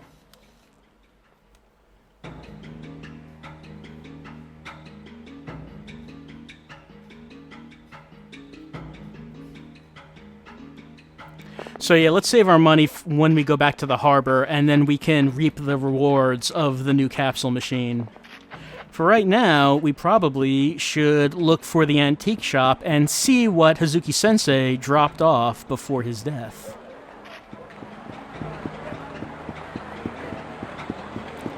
Someone's saying that they can't believe they're going to bring back Ryo's voice actor for the third game. Well, I mean, come on, they have to. That's what I want. I want to hear... Oh, hey, it's that guy. It's both of them. Hey, we can actually see them ride into town. I never actually saw that before. But yeah, I want Ryo to have his same voice for the rest of the saga. That's what I want. I don't want a new voice. Anyway, well, it was either China, Russia, or Antiques Bunkado. I think it was Antiques Bunkado. So that's where we're going to be heading over. Am I going on to Shenmue 2 after this? Not immediately, but I mean, we'll be looking at it at some point. Nemoto-san. Ah, hello, Ryo. About an antique shop. Sorry, but I can't really talk now. Things are in a mess at the Yokohama store, and I have to finish up here. I see. See you later. Yuriko-san, Hello there, Rio. What are you up to today? I'm on my way to the antique shop. Oh, you mean Bunkado, over near the convenience store, right? Yeah, I went there a couple of weeks ago. They had this beautiful flower vase. I see. Someone mentioning that they're going to get Kiefer Sutherland to do Ryo's voice in Shenmue 3. So are you saying that in Shenmue 3, Ryo is going to barely talk? Ine-san, I'm already a demon.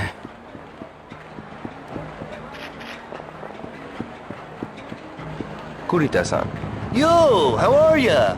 What's going on? I'm on my way to the antique shop. Over near the convenience store. They sell nice goods, but too expensive. I see.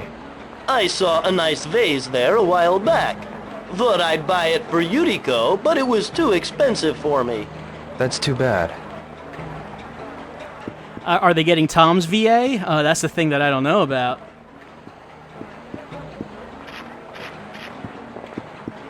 I should probably pay attention to where I'm going. Let's see. The antique store... somewhere down here. Oh wait, let's see. So if I'm facing that, then it's going to be on the right side.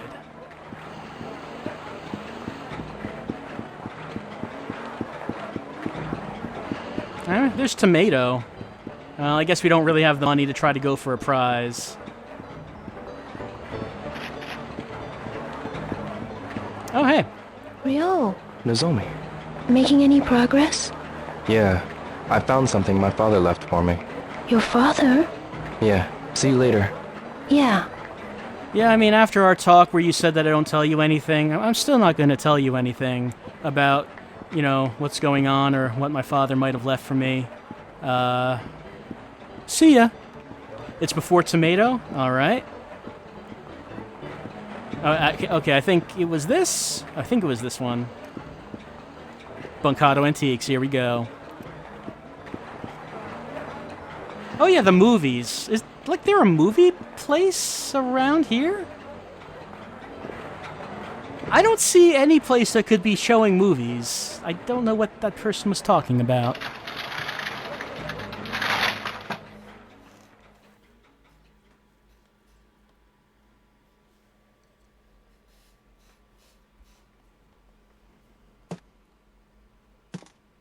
Excuse me?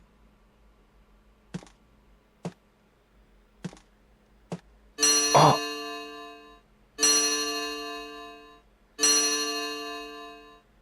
That's a delightful sound, don't you agree?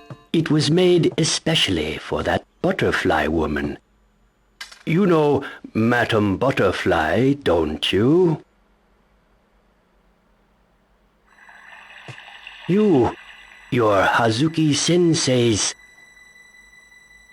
Oh my, that was a terrible thing. Your father... Ah, I was holding something at Sensei's request. Just where did I put it? Huh? Oh, yes, it was very important, so I put it here.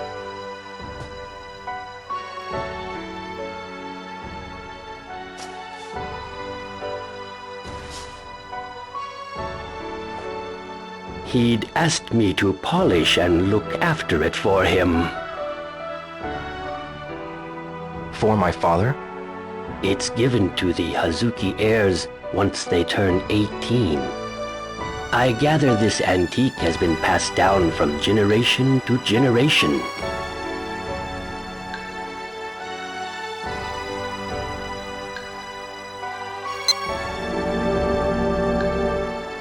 Father. If there's anything I can do for you, please let me know. Hazuki-sensei was always there for me when I needed him. Was there anything else that he asked you to hold for him? Anything else? Like a mirror, called the Phoenix Mirror. A phoenix mirror? Sorry, I don't know of any mirror. Well, that's okay. Thank you very much. Okay, so as everyone mentioned, that was not the Phoenix Mirror. It was a sword handguard, and I do seem to remember that we did find a sword that did not have a handguard. So, maybe we should go back to the Hazuki house. Maybe we should do that. Yep, Dad left it for us. Some people said that the movie place was on the map.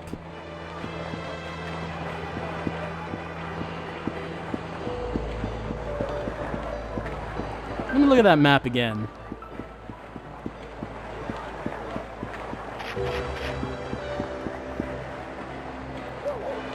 Let's see. Flowers Ada, Sushi Taka... Oh, cinema, yeah. I guess there is. The movie place isn't open. Does it ever open? I don't remember that. Nozomi, did you know there was a movie theater in this town? Nozomi. Ryo, let me know if you need any help. Sure. Nozomi, why have we never gone to the movies? That seems like something that two teenagers would do.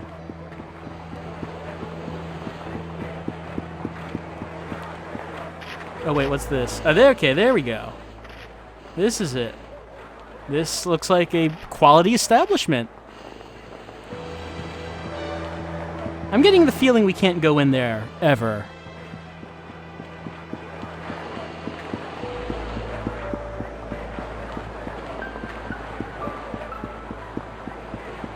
Oh wait, no, I'm heading...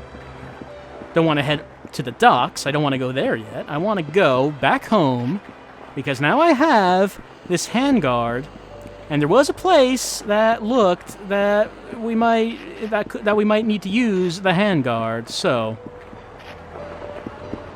let's head back.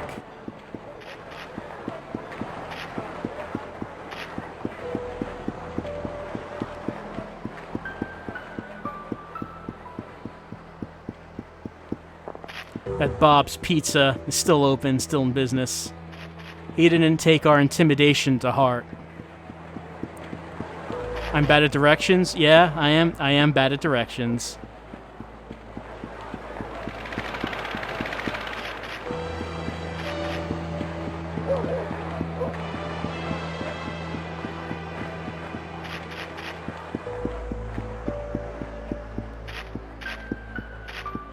Okay.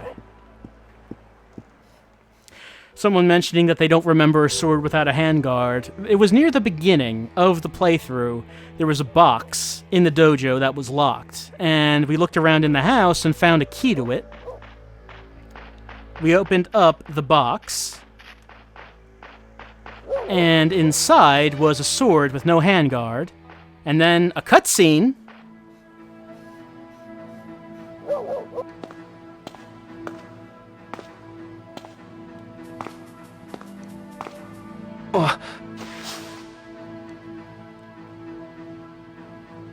No way! You're working with Landy?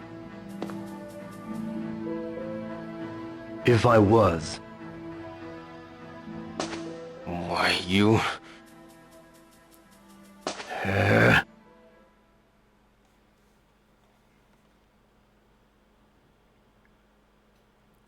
Well, that wasn't much of a conversation, but clearly it's because we talk with our fists. That's how men like us talk.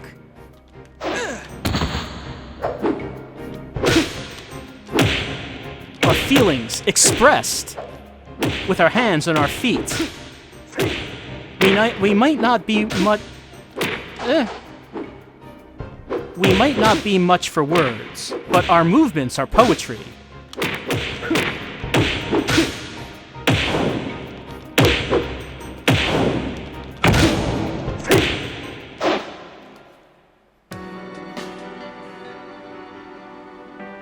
If I continue, then I'll fail as your bodyguard. A bodyguard? Father told me to guard you. What? Calm down. If you don't live, it'll be a problem for us. What you mean? You still don't realize your role, do you? If Lan Di gets that mirror, no one can stop him.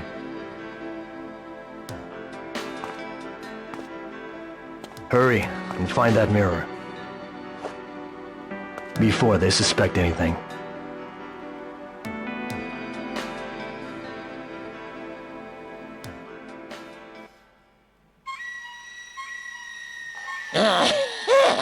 Landi-sama, the Phoenix Mirror?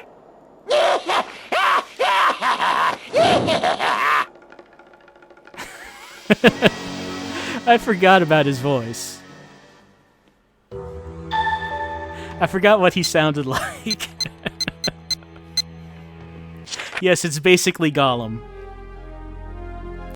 Anyway, we now have found out that we have a bodyguard who we got into a fight with, so this is off to a great working relationship.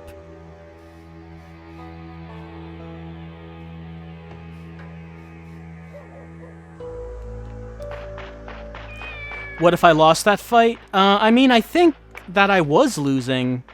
I don't think I lost all my health, but I think it was going down, and that it just ended. Probably would have gone the same way regardless of who wins and who loses that.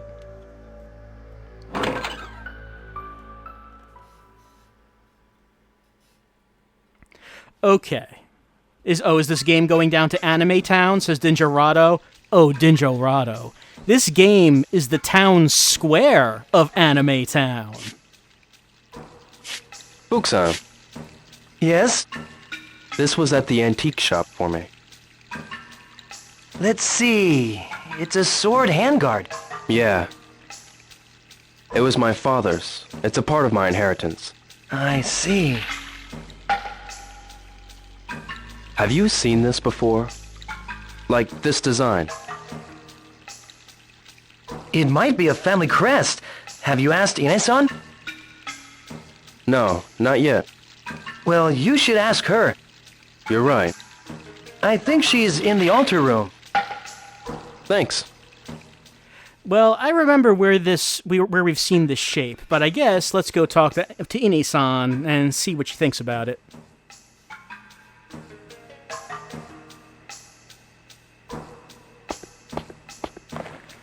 Where's the Moe? I mean, it's early. And this is not the only Shenmue game. There's still time for Moe. Alright, let's see the altar room. Let's see if we can find where that is.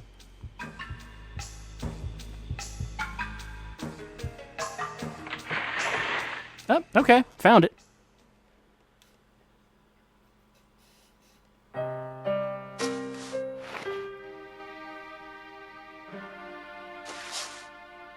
This was at the antique shop. A sword handguard. Ine-san, do you know anything about this? The snow ring, the 2 stars, and a sword.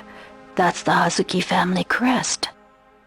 And that mirror you're looking for, I wonder if there's a connection. Maybe your father left us a clue. Snow ring, 2 stars, 1 sword.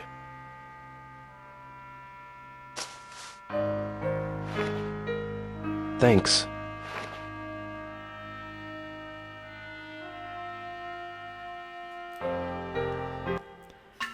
Thanks, Ine-san. I mean, I guess we learned a lot. Yep. Sure. Couldn't Father just tell us where he hid it? No. This is a test. Ryo has to pass the test because it represents him. It represents his passage from boyhood to adulthood. That's what this represents. That's why he has to find the thing on his own. And someone asked if I looked at the cabinet below the phone, so I guess let's do that. Oh.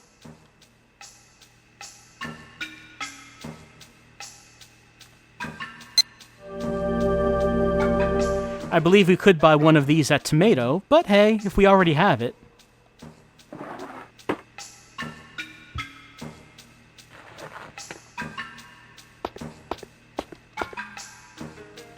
Yes, he does handle the flashlight very daintily, making sure not to damage it.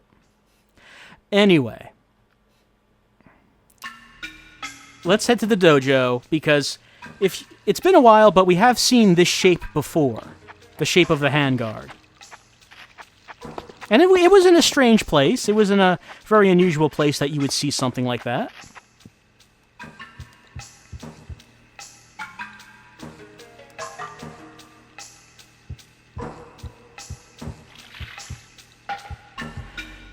So, there's a sword in the wall because we put it there. There's nothing unusual about this. Absolutely nothing unusual about that sword we stuck in the wall. Now, over here...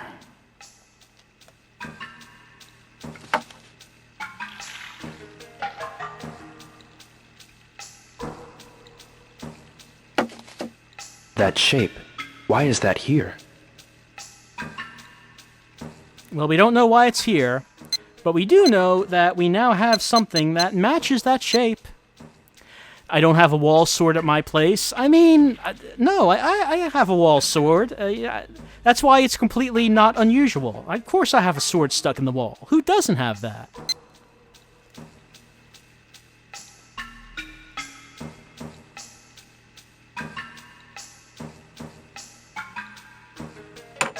Okay. Oh.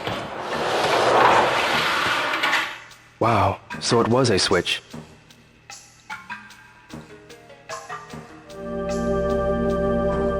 It was indeed a switch. Let us go down the ladder while we are here.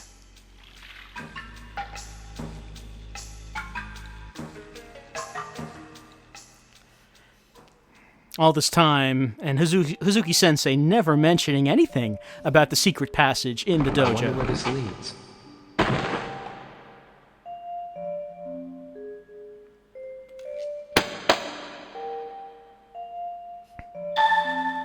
What does Ryo have to think about this? Could the Phoenix Mirror be here? Well, if there was going to be a place that has a I need light to go in. hidden ancient artifact, I suppose this would be the place to hide it.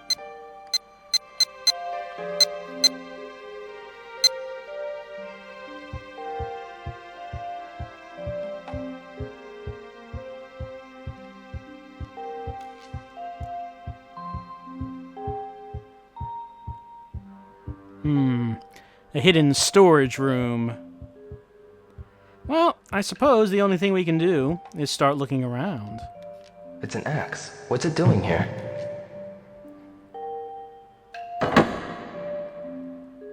Well, no use for that axe. These are all dried out.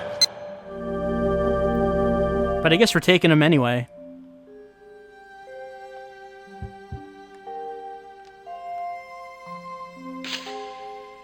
The stab armor? It looks like the name of a move. Hidden move.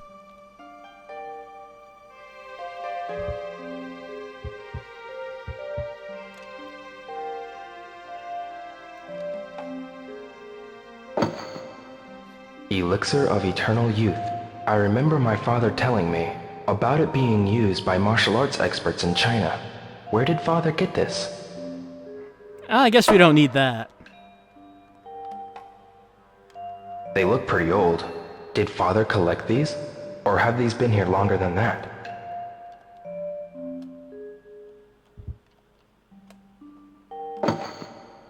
I wonder if there are any clues here. Surely there are clues in this pot. I can still use it.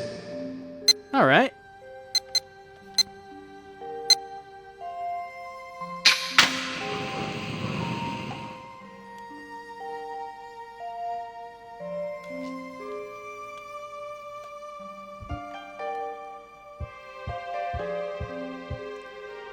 Is there anything else on there? Let's see. It's brighter now. That's weird. It's brighter.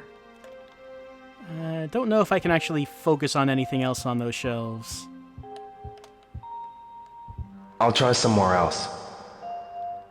Yeah, doesn't seem like I can. Anyway, okay. So let's take a look at... Yeah, stab armor. I can't read Chinese. Oh no, we need someone to translate this for us. And because we can't read Chinese, it means we can't figure out what that guy is doing in the diagram. It's all Chinese to us.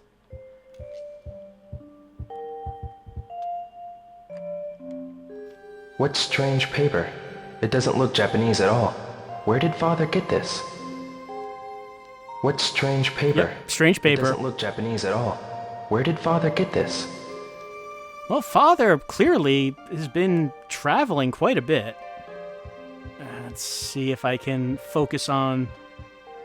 Alright, I can still use it. Let's do that. Yeah, clearly Father spent time in China, and he brought back stuff with him. Stuff from China. Like, mirrors. Named after phoenixes and dragons, maybe. It's brighter now.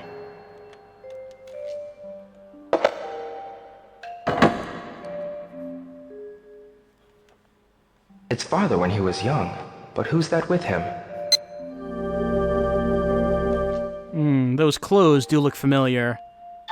And I had no idea. Yeah, his father was Ryu. That's quite a surprise. That's the big twist of the game. Found an old photo of Dad.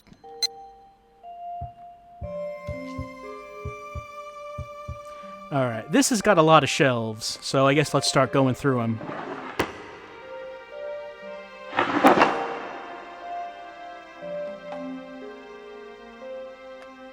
Nope, stop doing that.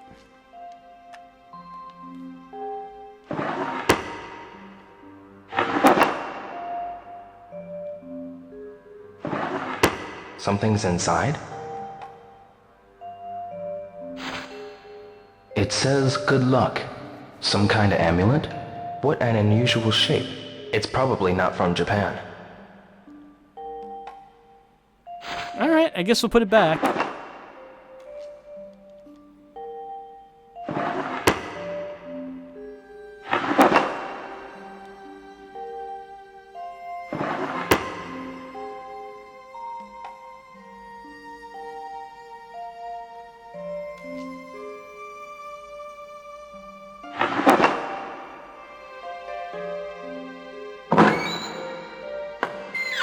Nope. Ryo knew that there's just nothing worth looking in there just by glancing.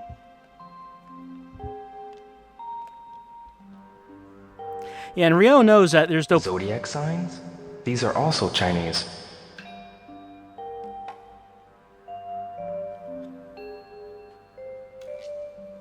What's this leaf doing here? That's strange. It's not even dry. Has someone been here recently?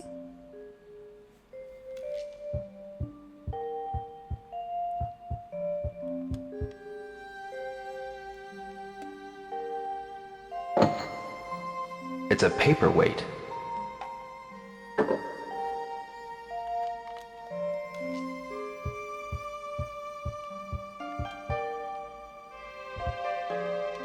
Look at this mirror technology. What's that? Hey, it looks like a talisman. What could that talisman mean? I'll try somewhere else. Where's the mirror? Where is that mirror? Hachiri-san? Some kind of medicine? It looks pretty old. Maybe my father used it.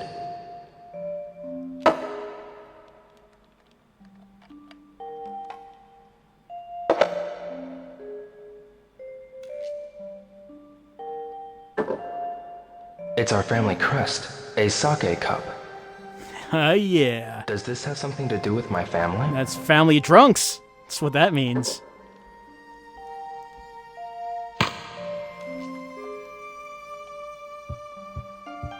Let's see if I can look at the bottom shelf. It can be difficult to actually focus.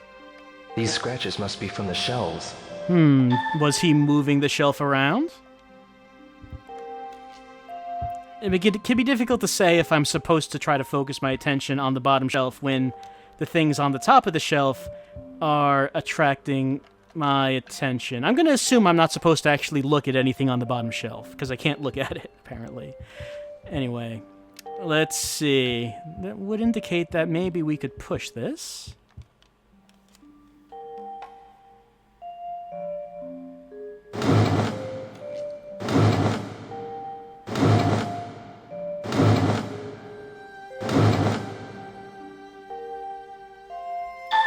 Alright, this shelf has been moved. Oh, and I see... There we go. I can still use it. And why wouldn't we use it?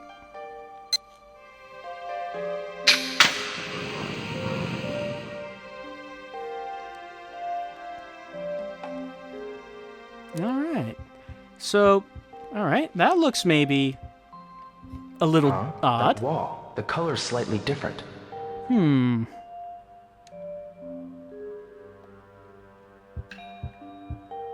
Alright, so there's maybe a piece of wall we should take a look at.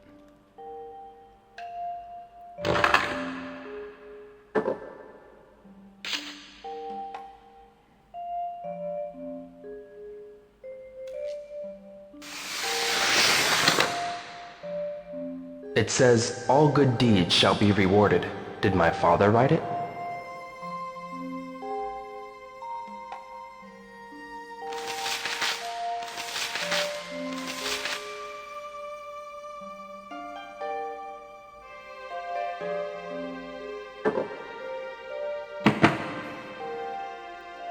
Spiteful Crow, I'm pretty sure Ryo's father did, in fact, do everything. And I saw some people suggesting we punch the wall. You know, I would be all for punching the wall, but it doesn't seem to occur to Ryo to try that. Even a starving eagle never steals. Like my father always said, never cheat, even during a struggle. It's probably not true. I wonder if there are any clues here. Somewhere in here are the clues that will crack the entire mystery. Gotta find a candle. Maybe if we had an extra candle, we could try putting one there. I'll try somewhere else. Not sure if there's anything on that shelf to look at anyway, but there is something here that maybe we can try using. Can I break the wall with this axe? Maybe so, Ryo. Maybe so. And maybe we can break Lon D with this axe as well. If, you know, we wanted to try that, maybe we could.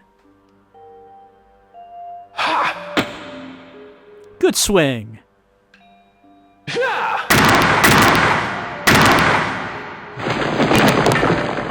This is the Hazuki family crest.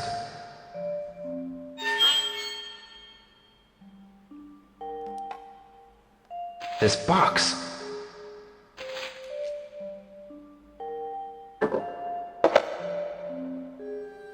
Got it. It's the Phoenix Mirror.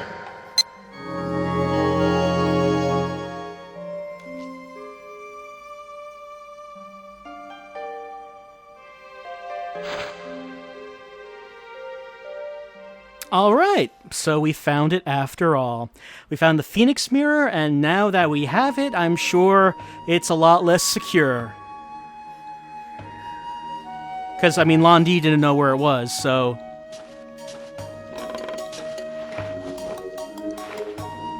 Ryo-san, you found the mirror? So that's the Phoenix Mirror? It's kinda creepy, eh? I feel like it's pulling me in. Ryo-san, stop it, please! You think it could be cursed? No, I don't think it's cursed. I have a feeling about it, but I can't explain. Hey, see what I mean? That's dangerous! Are you possessed? Folks, Get real, would you? What? I'm serious!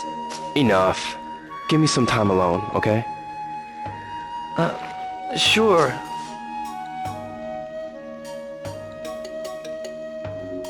I should take this mirror to Master Chen. Get real, Fuxan. Would you just go away, and I'm just gonna stand here staring at the mirror for a while longer, just staring into its depths, being pulled in. Don't you worry about me, Fuxan. Must go see Master Chen. All right. I wonder if we have enough time to get there. It's 6:30. Hey, Fuxan. Fuxan. Ryo-san, try and get home earlier, okay? Yeah. All right, Fuxan. I mean... Oh, call his phone number? That's a good idea. Might as well do it here.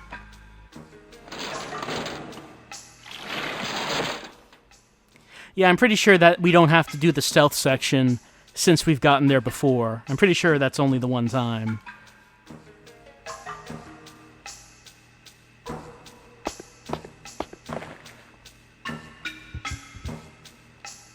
Alright, let's look up that phone number.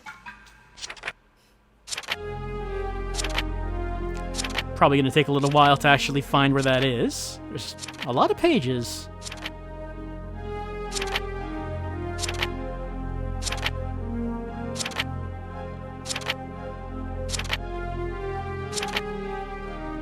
Press up on the D-pad? Well, I mean, that takes me to the beginning. Oh, okay, no, Master Chen's is here. 615647.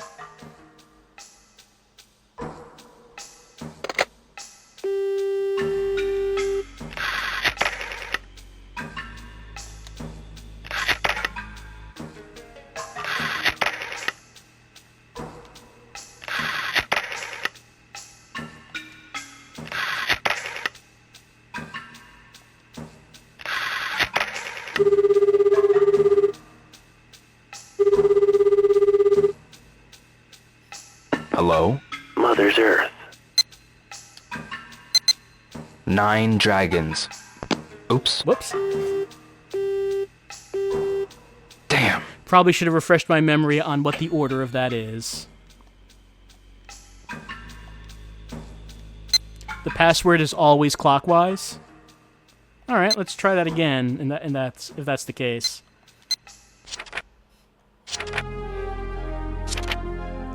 Six 615647.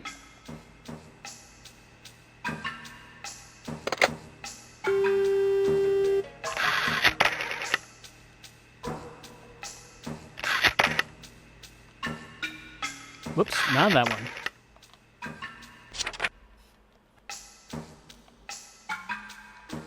Nope, want to go back. Want a backspace. Okay, 615647.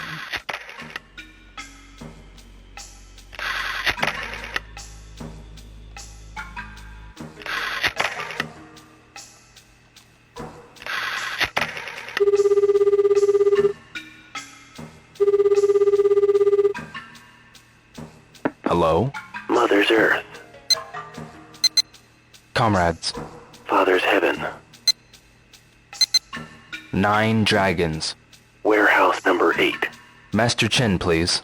Excuse me, but you are... My name is Hazuki. Just a moment. What is it? Yeah, I found the mirror. I'll tell my father. Come to warehouse number 8. Sure.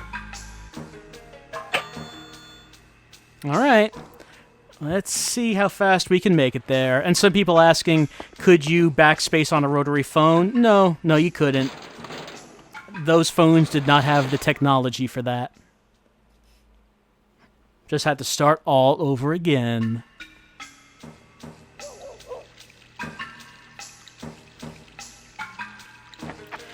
Alright, night has fallen. It is past 7 o'clock, which means it is evening.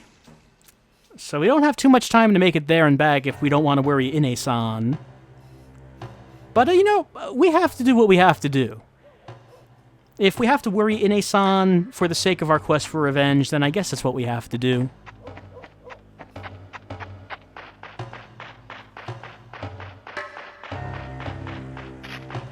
When do the buses come? I think they come every half an hour. Yeah, buses every 30 minutes.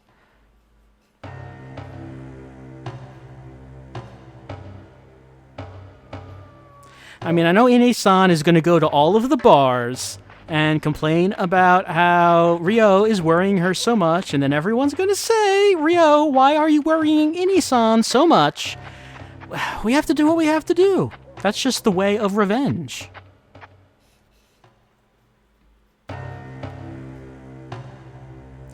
By for our quest, did I mean collect all of the Sonics? Well, of course, collecting all of the Sonics is our main quest. But for right now, I think we have to put that aside to make sure that we get to the buses on time. What do I think Ine-san's drink of preference is? I think you can just put a bottle in front of Ine-san, and it doesn't really matter to her what it is. She's good for anything. Actually, who is standing out there? Eddie. Huh? What are you doing? Why do you care? Okay.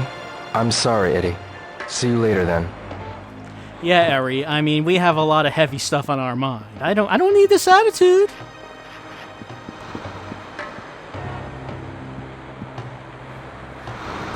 So let's see. It's let's see, 19.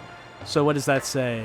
I don't remember if it's a weekday or a weekend, but it's either going to get here at the top of the hour or it's going to get here at, well, it is 45 and it's not here yet, so I guess we're going to have to wait 15 minutes game time. Yeah, we did talk to her before. She was the one who wanted to take a picture of Ryo and Nozomi, and Ryo's all like, "No, that's okay. You don't need to take a picture of me and Nozomi together. I don't need that. Thank you." Of course, the real reason that Ryo did not want a picture of him and Nozomi taken is because the electricity crackling between them would shatter the lens of the camera. That's the real reason. Ryo was just looking out for Eri's camera. That's what he was concerned about. Alright, bus should be coming up. Yep, here it is. Right on time.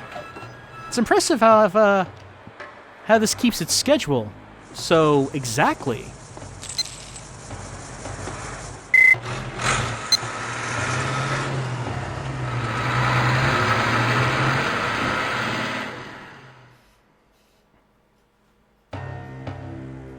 Alright, so I guess we are actually going to have to walk all the way to the old warehouse district.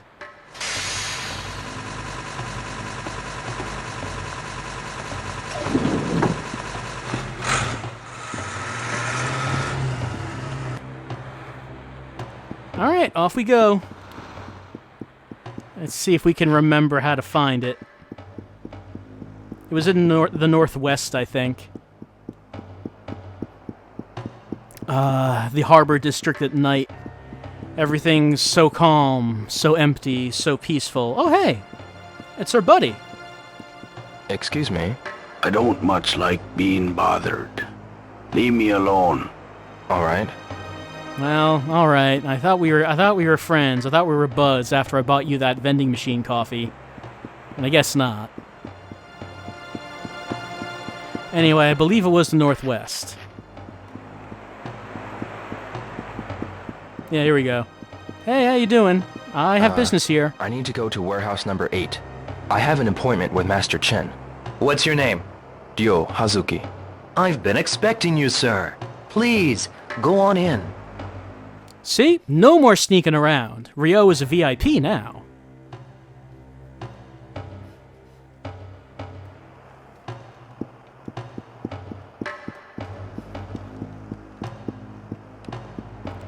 Let's see. Guards walking around, but we don't even need to worry about these guards. Yeah, and here it is. Okay.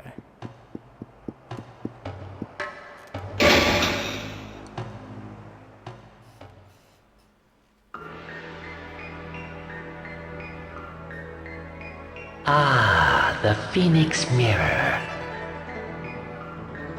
Yes, it's made of Phantom River stone. Why did Landy only steal the dragon mirror? He probably didn't realize your father had both of them. 2 mirrors. A long time ago, Zhu Yuanda once told me, when the dragon and the phoenix meet, the gates of heaven and earth will open, and Qi Yu will resurrect itself on earth. Qi Yu? It's a legendary Chinese monster that will devour this world of ours. It appears Lan Di will try to make use of both mirrors. What will he try? That even I don't know, but you mustn't allow him to get that mirror. Be careful and stay alert. If he finds that mirror, it will be the end of you. Huh?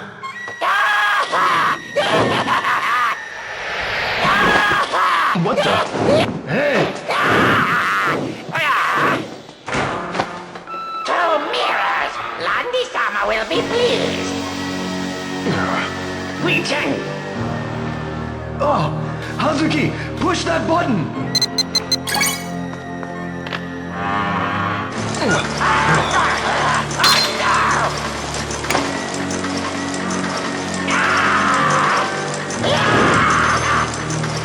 I won't forget this!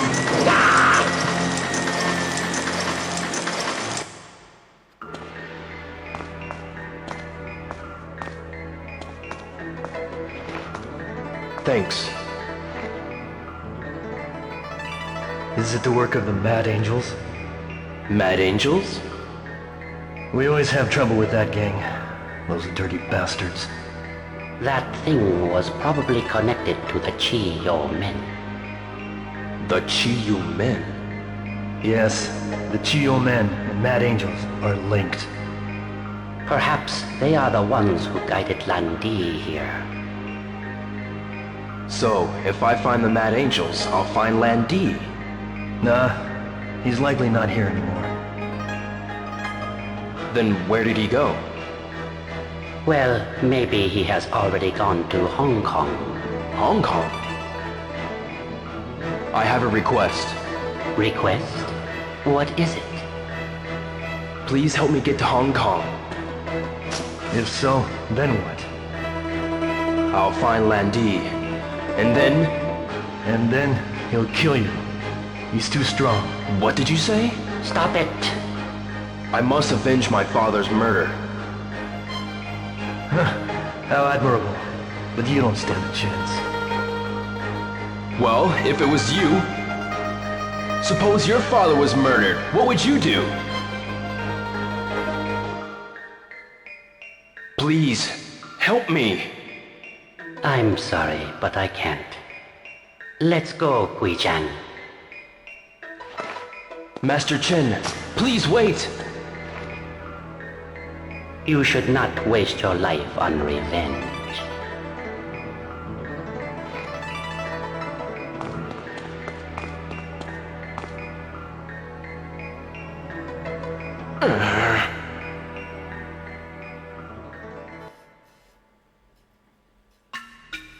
Well, someone finally points out the obvious to Ryo, that if he actually did catch up with Lan Di, he would just kill him.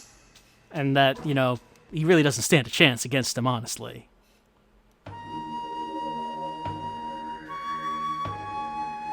So, the Chiyo men? And Lan Di? Seems he left for Hong Kong. Hong Kong?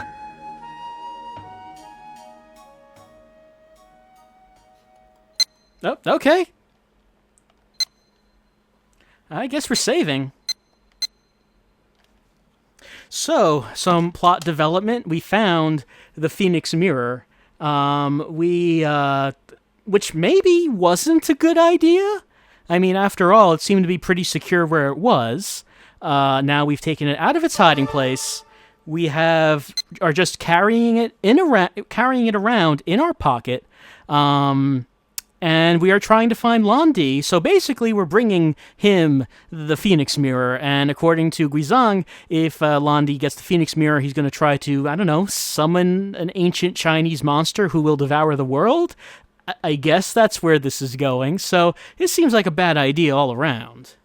So it looks like we've reached the end of the day, but it's a little early to end the stream. So maybe there's one other thing we could look at. Hold on. Something that I was thinking about showing at some point, but never got to it, is the Shenmue passport disc. So maybe we could take a few minutes looking at some of that.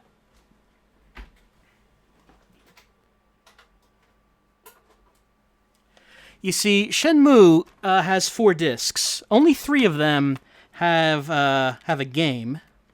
It's a 3-disc game. The 4th disc is called the Passport. It has bonus stuff on it. And I was thinking about showing this at some point as we've been going through the game. So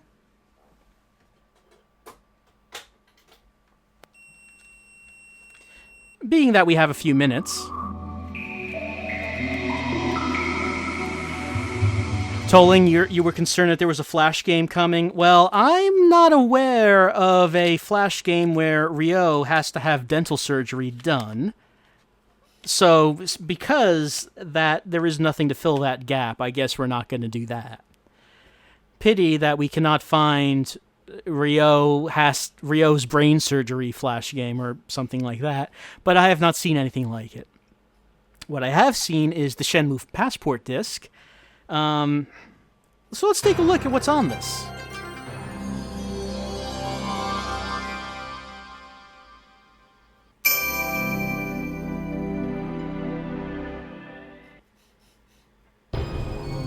Alright, Shenmue Passport.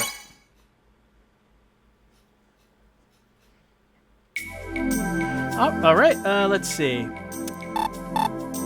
Yep, let's load up that game. Alright, so it uses our saved game, I guess, to determine what it should show us.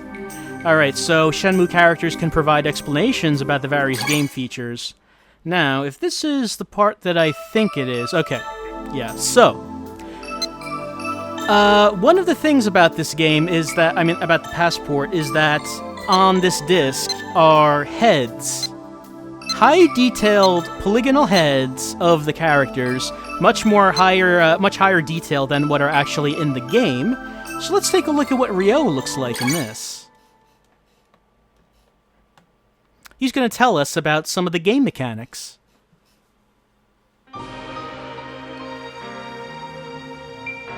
I'll explain the training system. It's required to improve your martial art techniques. You can set a daily training method before going to bed. Hand, leg, and throw moves. The effects of training will vary depending on the moves you focus training on. Training will increase the proficiency of each move. You'll progress from learning to moderate, then advanced, as your level of mastery increases. Transform your fighting style by focusing your training in certain ways. Create a style that is unique for you. Of course, this isn't difficult to do at all. As the game progresses, your fighting skills evolve. You need simply decide from time to time what moves to improve. If you don't feel like worrying about it, that's okay too. Just at least be sure, training in all moves equally. Next point, the move instruction system. As you progress through the story, you'll meet people who will teach you new moves. If you follow their instructions and push the controls correctly, you'll learn new moves. These teachers will demonstrate the proper body movements and steps, and just the right timing. Don't worry, because they'll teach you carefully step by step.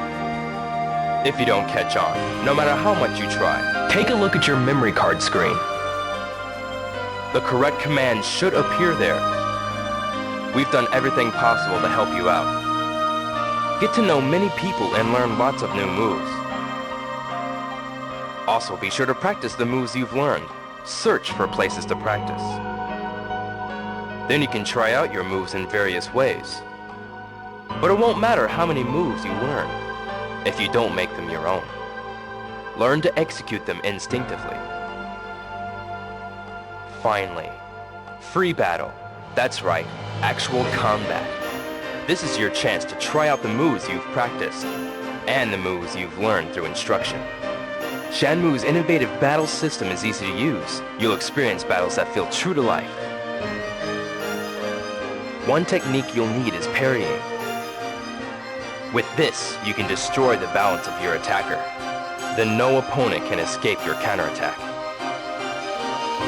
Another maneuver is evasion. Skillful evasion can be more effective than an offensive attack. Evade the attack, circle around, then attack from behind. Combine parrying and evasion with the moves you've learned, the moves you have practiced, and fight. Test your abilities in actual combat. There are enemies who will throw drums and crates at you. Be alert, there will always be advanced warning. Don't pick fights rashly, however, defend yourself when attacked. Show no mercy, your opponent certainly won't. Don't neglect your training and request the instruction of others. Gain experience in actual combat. Training. Move instruction. And free battle. Don't forget these 3 key points.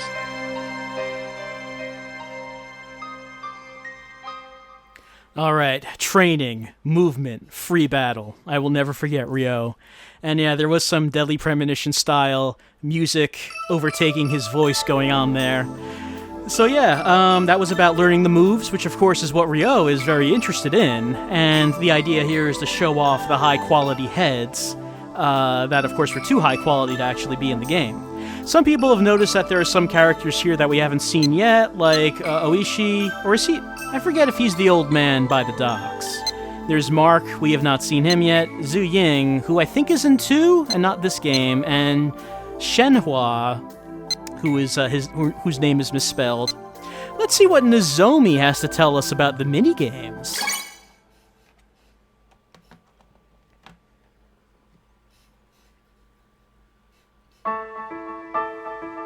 Hello, I'm Nozomi Harazaki. Nice to meet you. Today, I will tell you about minigames. Minigames are games you can play for fun. They're only small diversions, but Shenmue is full of them. I'll give you a few examples. One game is darts. You throw darts to accumulate points. Press the A button to throw darts. Where the dart lands depends on your timing. Try to get the high score, okay? Another game is slot machines. First, buy 20 tokens for 100 yen. If you get 3 sevens, you hit the jackpot. Oh yeah, the slot house will keep leftover tokens for you, so you can resume play anytime you like. The Excite QTE game is lots of fun, and it helps you practice for real QTEs. Can you keep up as the speed gets faster and faster? High scores are recorded so you can compete against your friends and compare scores. The game rules are simple, but they're lots of fun to play. You're bound to get caught up in them. They might be a good way to kill time before appointments, but watch out. If you play too much, you'll run out of money. There's an arcade game called Hang On. I really love it. I always want to play Hang On. Wonder how you do? Searching for minigames is fun.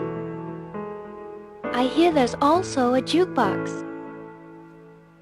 I'd love to tell you more, but that's all for now. We'll meet again, I'm sure. If so, let's chat some more. Bye for now.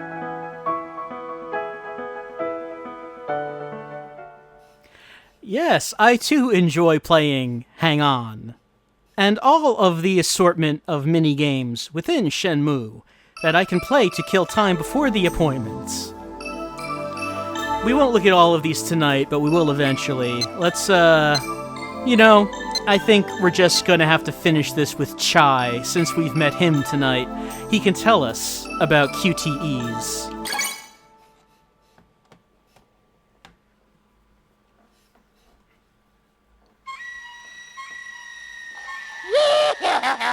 You're lucky. You now have the privilege to learn a thing or two. From the great Chai himself. The likes of you wouldn't know about QTE. What? You know about it, you insolent little creep? Oh well, some don't know about it. Those who do can listen again. QTE is short for Quick Timer Event. Simply observe the displayed icon and press the corresponding control to experience these extraordinarily interesting, terribly exciting events if you're good enough. There are numerous variations. Objects come at you out of nowhere. Are you quick enough to avoid them? Just when you think you've found the person you're looking for, a chase QTE starts. There's no time to lose. Charge through a crowd of people, or leap over a fence. Look out! Avoid, evade! But the apples rolling toward you, jump over them! Get him! Well, just encountering the great Chai was enough to get your heart pounding. An instantaneous decision is the difference between success and failure. And this fusion of simplicity and agility makes Shenmue a thrilling experience for all. Oh yes, I nearly forgot. There's no need to worry even if you fail. Even if you make mistake upon mistake, there's still a story for your progression. Do you know about QTE battles? Chai shall explain it for you. Yes, he will. Dramatic battles depicted as QTE. This is what we call QTE, oh yes. Execute one-button punches, kicks, throws, battles of incredible force. A variety of moves unfold before your very eyes. Counterattack at the moment you dodge your opponent's blow. Get two guys at once. Stunning action that will make you shiver. Crates and wagons break into pieces as you send your enemies flying. It's great. With QTE, you just never know what will happen or where. Characters like me turn up out of nowhere. Don't panic. Stay on your toes. If you're careless, you might suddenly find the great Chai has crept up behind you and...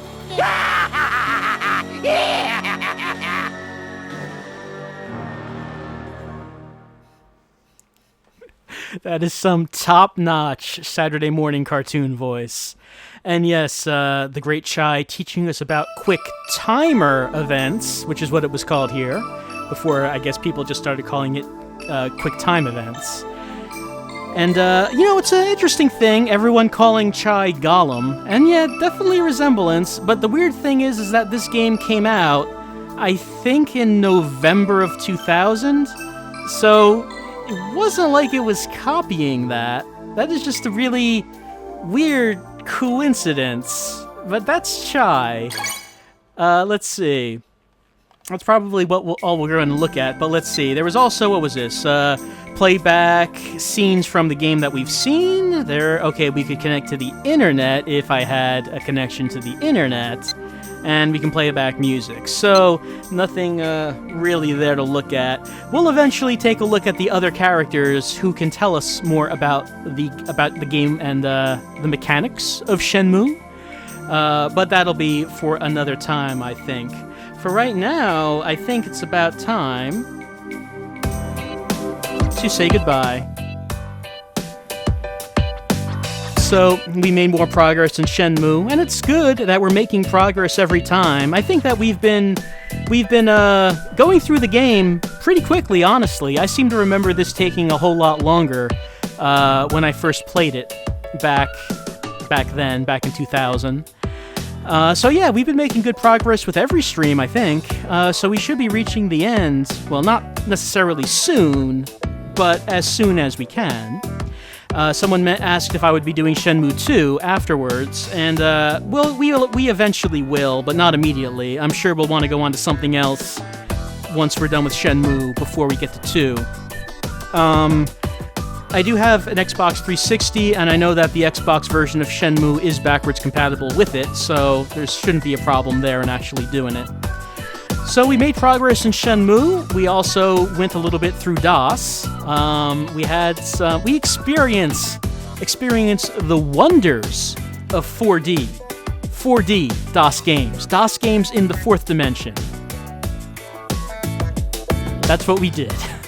Oh, any news on Enemy Zero? That's right. Yes, I did say last time that I would be releasing it during the week. I never got to it because I just didn't have time to finish it. The status of Enemy Zero is that, like, the game is done. It's complete. It's won. Like, that part's done. That part's been done for a little while. The part that I've been working on is, like, a little section after the end of the game, in which I've been going over, you know, talking about the game, talking about Kenji Ino, stuff like that. And there's this, I mentioned this on the Tumblrs, I think, but there's this, I mentioned at the beginning of the LP that we'd be taking a look at the French and German voice tracks in the game at some point, and I forgot that we never actually got to that during the LP, so I've just been recording footage of the French and German voice tracks during the game, so we could take a little listen to that. And that's really the last part that I have to do. So it's just about done. It's almost done. But I just have to finish it. So hopefully I can do that over the next few days. And once I do, then I'll be releasing it, and then Enemy Zero will officially be done, and then I can move on to what's going to be coming next. So that should be this week. Will I play Shenmue with some Japanese voice acting to see a difference in quality? You know, I like the English voices. I want to continue on with Ryo's Adventures using the English voices. Those are the only voices for me. And I think that it's about time to say goodnight. I think it's about time to say goodbye, as this is the last stream of August. Any hints on what's next after Enemy Zero? I did mention it, that yes, the next LP after Enemy Zero going to be Realms of the Haunting, which was a game on DOS, which is very interesting, and I think is very good in many ways. So we'll be seeing that after Enemy Zero is done. This is the last stream of August. So next week is the last Saturday of August, so we're taking a break, as we always do. The next stream will be the first Saturday of September, which, let's see, that is September 5th. So I hope you have a good 2 weeks. I hope you have a lot of fun. And I hope I'll see you again in 2 weeks on September the 5th as we continue on with Shenmue, and maybe we'll continue on with DOS. We'll see if anything else comes up that we want to take a look at. But we'll see what happens. And whatever happens on the stream, I hope you all come back next time, and I hope you all have a fun 2 weeks. Enemy Zero should be coming out sometime this week. I'll see you next time.